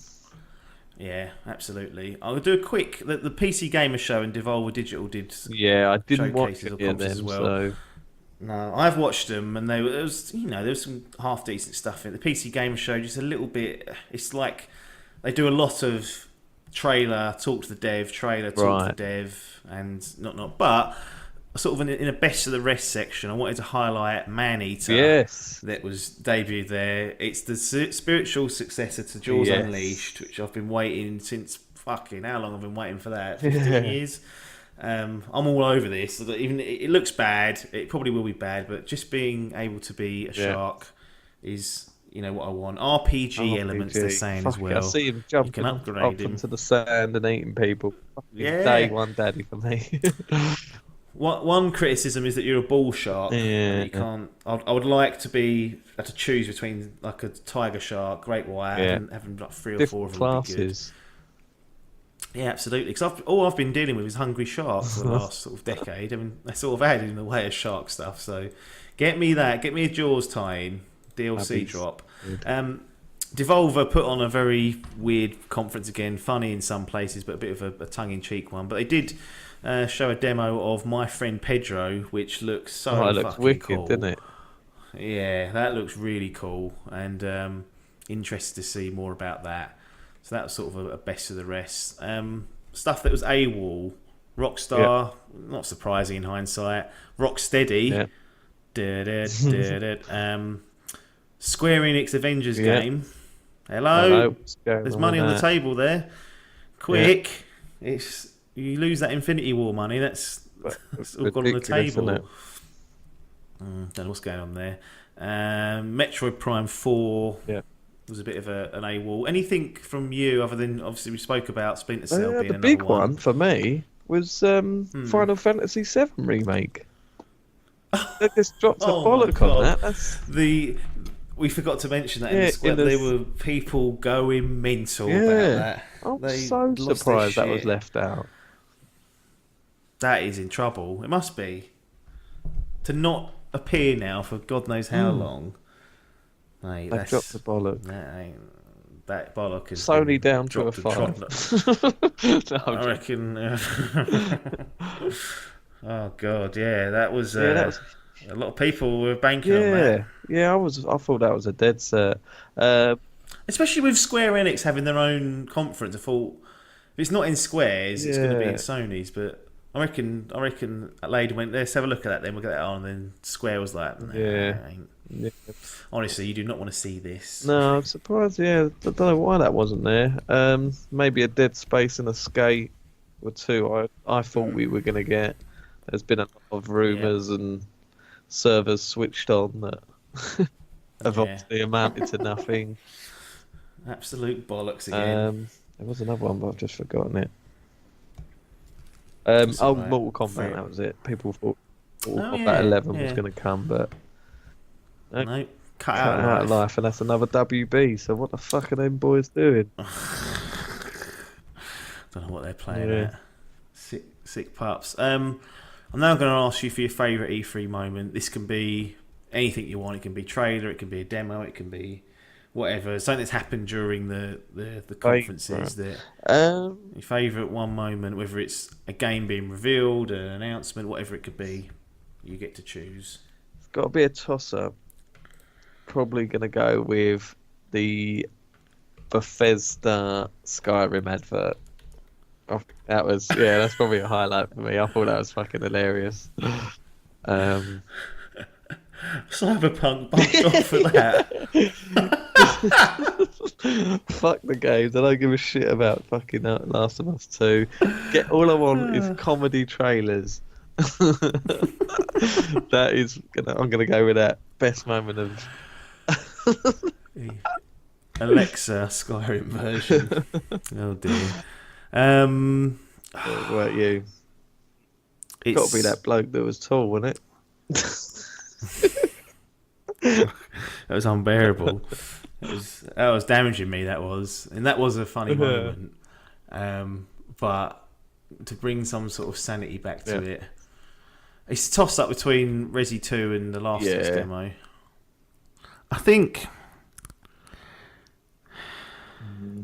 the shock factor of Resi 2. Let's give it. Resi can have it. Like Last of Us, Give me we that knew release. it was coming, and like we knew it. It still looked better than I thought somehow. Yeah, I don't know what. Yeah, Resi 2 because it was so much of it. It was a shock to see it. It was a shock to see how good it kind of looked. The second trailer was even better, and that we're going to be playing that soon. That's for me E3 in a nutshell. Something like that rolling along, and you go, "Thank you very much. I'll play that in 6 to 7 months." Definitely.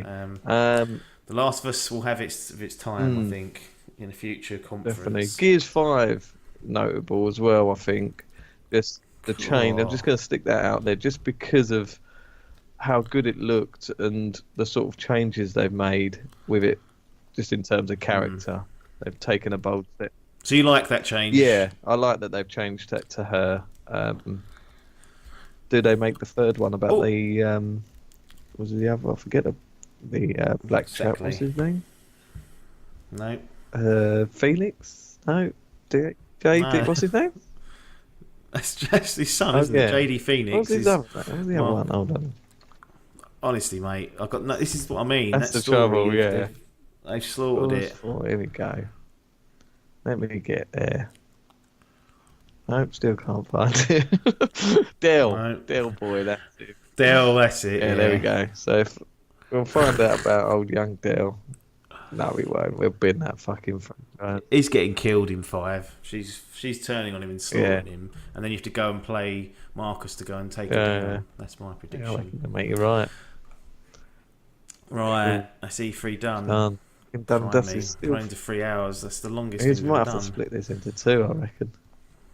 Nah, fuck it, I ain't doing that. One edit, it'll go up in one big one. You listen and watch it at your leisure. Joe Rogan has 3-hour podcast. He can get them fans. Well, we can. Exactly. This is the breakthrough moment. All the negative information and opinion about mental health. That's that goes really well with our I want the whole thing time-stamped game by game as well. God, that's excellent. Overall, what do you think? As a score, of the E3 score. Overall, I thought it was a good E3. There's a lot of games. We got a lot. I didn't really. At first, I was sitting there thinking, "Fucking hell, everything's 2019." But when they start writing them down on the calendar, there's a shitload coming out this year as well. Still, July seems to be pretty empty, but starting from August. Yeah, summer's always empty. Barren summer. Yeah, you do have a barren summer, and then you've got to fucking empty your wallets. Time to catch up. Catch up in the summer. Catch up with something you haven't played or should have played. Finish something. Clear them backlogs down. Get ready for the fall because it's coming again. Big old go. I think like starting end of August, I think there's like a game a week until sort of October, November. It's fucking something ridiculous. So yeah, I thought it was a good, strong one. Some fucking diabolical choices in terms of structuring these conferences. Not so many cringy worthies. There's a few bumbles, but you've not got any Ridge Racer, nah. which is quite handy. They're hopefully getting away from that. But yeah, good. Was all about the games this year, which was the main thing. No hardware babble. Nope. Yeah, decent E3. Solid 8. Solid 8. I'll give it a solid 7. Ooh. I'm even going to justify it. I'll leave you on that bombshell. Yeah. Right, cheers for joining us, Adkins. Everyone else, subscribe to the channel, subscribe to your podcast feed, subscribe to Twitch, give us some money, do what you want. But we'll always be here babbling about games and other things that will take our interest. So Nothing more for us to say apart from thanks for your time. Ta-da. Ta-da.